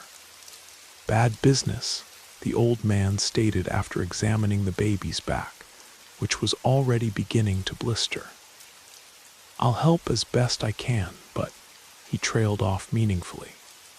"How will I tell Anton about this?" Emma sobbed loudly. He was so looking forward to his son. "I hope you gave him a name," the healer suddenly asked, a question that seemed completely inappropriate to Michael. Emma's crying quieted. "No." "Are you completely stupid?" the old man raged, turning to face Michael. "We didn't expect him to be born early. Anton was supposed to arrive for the birth, and he forbade me to choose a name. And when will your husband return? He should be home in 5 days." "Excellent," the herbalist grumbled. "Maybe I can keep him alive with herbs for a day or two at most. But then what will you tell him? He suddenly addressed Michael. You're supposed to be a doctor. Michael had never revealed details of his past life since settling in the village, so the old man's knowledge surprised him greatly. Well, yes, but I haven't dealt with cases like this. Judging by the skin's appearance, this is a degree burn. The surface area is extensive. He glanced at the overturned basin, still steaming beside the crib where the child lay. Only one thing can help here. What? The old man and woman exclaimed almost simultaneously. Skin grafts. Michael understood how completely irrational this sounded in a remote village hundreds of miles from the nearest hospital, and even farther from a proper medical center equipped to handle such cases. However, the rest of the evening's events were no less irrational, including the herbalist giving the child some bundle of herbs to smell, which immediately put the baby to sleep, forgetting his pain and his mysterious concern that the boy still hadn't been given a name. If he had herbs that could instantly induce sleep, then performing surgery was quite feasible. The bold thought flashed through Michael's mind. And I can do it, he concluded. The blue gaze bored into Michael. We need him to live until his father arrives and gives him a name. Is that possible? Ask the healer. Is that possible? It's possible if you have immunosuppressive drugs. Then the child will have a chance to survive for some time. I'll find them, the old man waved dismissively. But where will you get new skin? Michael swallowed hard, quickly glancing at Emma standing a meter away. Well, surely there's a piglet in the village. The door of Michael's house shook from fist blows. He struggled to open his eyes and looked at the clock on the nightstand beside his bed, illuminated by the first rays of sunlight. The hands showed 5 o'clock in the morning. Stumbling, he got out of bed, swaying as he made it to the chair where he'd thrown his clothes the night before, dressed quickly, and hurried to the door. On the porch stood Wilmer, the village simpleton whom locals often trusted with simple errands. Despite it being July, the uninvited guest wore a hole-riddled coat and felt boots, his head crowned with a fur hat whose ear flaps stuck out in different directions. Once, not yet knowing about Wilmer's eccentricities, Michael had asked one of the locals why he wore warm clothes in hot weather, only to hear that he gets confused about the time. Good morning, Wilmer bowed, grinning with his gap-toothed smile. What do you need? Michael asked, surprised. Sorry to bother you, Wilmer apologized, pressing his hands to his chest. But the village leader announced a meeting for everyone in half an hour. Everyone needs to be in the square. At 5 in the morning, Michael exclaimed in amazement, What's the occasion? Emma's little boy died a couple hours ago. Wilmer shook his head. The leader ordered me to burn him, but he's still worried. Worried about what? Asked Michael, understanding nothing. That we'll have a wanderer now, Wilmer shouted, laughing. Anyway, I need to keep going. Not much time. Continuing to laugh, the eccentric ran to the next house. A wanderer, what's that supposed to mean? Deciding not to rack his brain over Wilmer's incoherent rambling, from which Michael understood only that the boy had lived just 3 days despite the operation and hadn't waited for his father. He quickly got ready, threw on a windbreaker, and joined the stream of people flowing down the street toward the leader's house. The crowd standing in the fairly spacious yard maintained tense silence. Usually, residents would chat excitedly among themselves until the leader spoke. Now, however, no idle conversation or discussion of the meeting's topic could be heard. Somewhere in the front rows, Michael glimpsed flashes of bright blue eyes, which surprised him. The healer had never attended meetings before, and the leader's word was not law for him. "I greet you all," dryly pronounced the lean, bearded man, about 65 years old, emerging from his house onto the porch that served as a makeshift platform. "I've gathered you at this early hour not without reason. A child has died in the village without receiving a name." Someone in the crowd cried out in fear. "Quiet," the leader barked. "You all know how to deal with this wanderer. It's enough to answer questions about his name or his parents." "Emma," he addressed gently to the grief-stricken girl, who was led from the crowd and helped onto the porch. "How did you plan to name him?" "Ethan wanted to call him Timothy," she answered weakly. "Did everyone hear?" The leader addressed the crowd. "If the wanderer asks what you plan to name him, answer Timothy. As for his parents, you should know that yourselves. We don't live in the city, after all." The leader quietly thanked Emma and signaled for the girl to be taken home. "There's no point continuing," he said after the door closed behind them. "I'll say he'll look, to put it mildly, unpleasant, but many of you have encountered wanderers before. Besides, if you answer his question correctly about who he is, he won't touch you and will disappear forever. Now disperse." As he left the meeting, Michael decided to ask the first man he encountered, someone who had once helped him repair his roof, about this troubling question. What is this wanderer, and why is everyone so worried about him? The man looked down at Michael condescendingly. "You city folks really live in pampered conditions if you don't know what a wanderer is. A wanderer is a dead child who comes back to life when he wasn't given a name in life." "What nonsense!" Michael burst out laughing. "Superstitions. I knew you country people believed in all sorts of nonsense, but this." "Nothing funny about it," the man cut him off grimly, frowning at Michael. "Anyone who can't answer his question correctly gets their face torn off." The former surgeon felt laughter threatening to burst out, so he moved away from the man to avoid offending him with his reaction. Michael spent the entire night lying awake. His insomnia was caused by guilt, because he understood that even those 3 days the child had lived thanks to the skin graft were essentially a miracle. What troubled him was Emma's distress. Who knew what might come to her mind after such grief?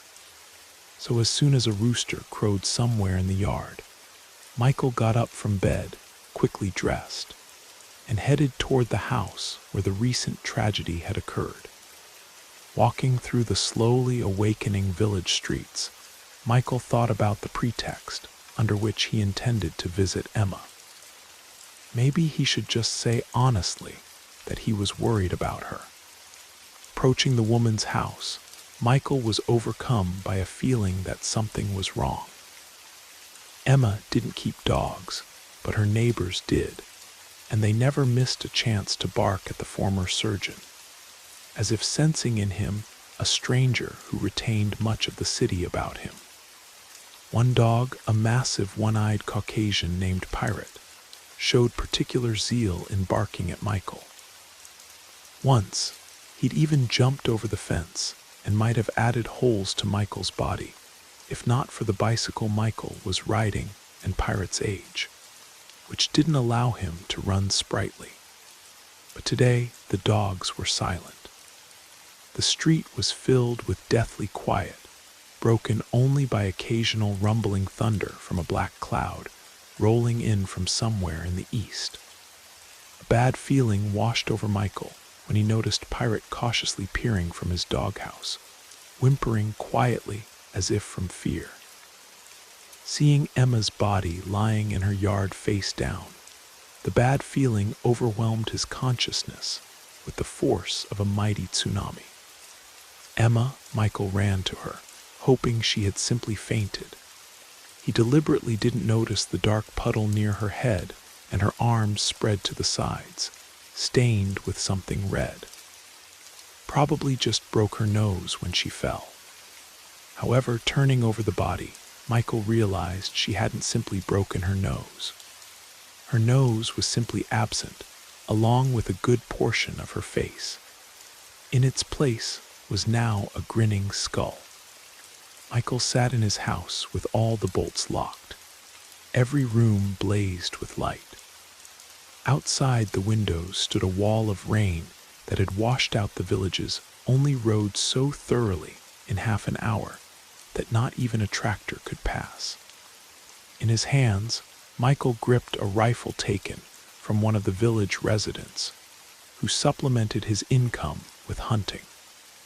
"Won't help you," the man had said when Michael unexpectedly burst into his house, requesting to buy the weapon. "I'm telling you, it's not human anymore." "Just give it to me," Michael snapped, extending a stack of $100 bills. "With this money, you could buy 10 such rifles." "Take it," the man sighed. "But if I were you, I'd better memorize all the dead child's relatives and how they wanted to name him. You'll only get one chance to answer his question." "What will he ask?" Michael's lips moved constantly as he repeated names and dates, hoping to answer correctly at the crucial moment. "He'll most likely come to you next," the leader had said without looking Michael in the eye when he brought news of Emma's death, or to the healer. "After all three of you are connected by a special emotional bond. I don't know why the birth mother couldn't answer the wanderer's question, but you'd better prepare.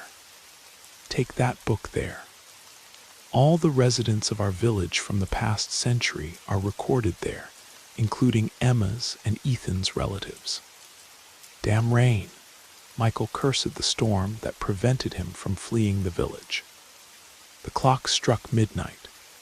"The main thing is to hold out until dawn," the leader's words echoed in Michael's memory. Suddenly, somewhere directly under the couch where he sat, a loud, rustling sound was heard. Jumping forward a couple meters, Michael raised the rifle with trembling hands, continuing to whisper the names of the wanderer's relatives, and aimed toward the couch. Dark blue childish hands appeared from behind the backrest. Moments later, half a child's face of the same color as the hands emerged above them. Only glowing yellow eyes were visible. "Show yourself," Michael shouted, his nerves stretched like guitar strings. "Ask your question." The wanderer rose above the couch's backrest by several inches. The lower part of his face was occupied by a wide maw from which protruded multiple sharp, curved teeth. Despite his horror, Michael forced himself by sheer will to concentrate on the question that should follow. The wanderer began to wheeze, made a sound like coughing, then began to speak. And then Michael understood why no one could answer this wanderer's question. He was asking them in pig language. Grunting and squealing, the creature continued. Michael fired toward the wanderer. However, despite his apparent clumsiness, the monster quickly jumped aside, avoiding the shot, then made a lightning-fast lunge toward Michael, emitting loud pig-like squeals. The next moment, Michael felt indescribable pain as the creature began tearing his face with sharp fangs. Something in the man's consciousness snapped, some safety rope that the brain cuts in hopeless situations, disconnecting a person from reality to ease suffering and grief. He began laughing madly in the empty room, continuing to tear pieces of flesh from his own face. Thank you for spending this time with Brad Arrows. We hope the stories whispered through the rain carried you far into your imagination or your dreams. If you're still awake, let us know how you liked the journey. Until next time, stay safe, sleep well, and let the darkness comfort you.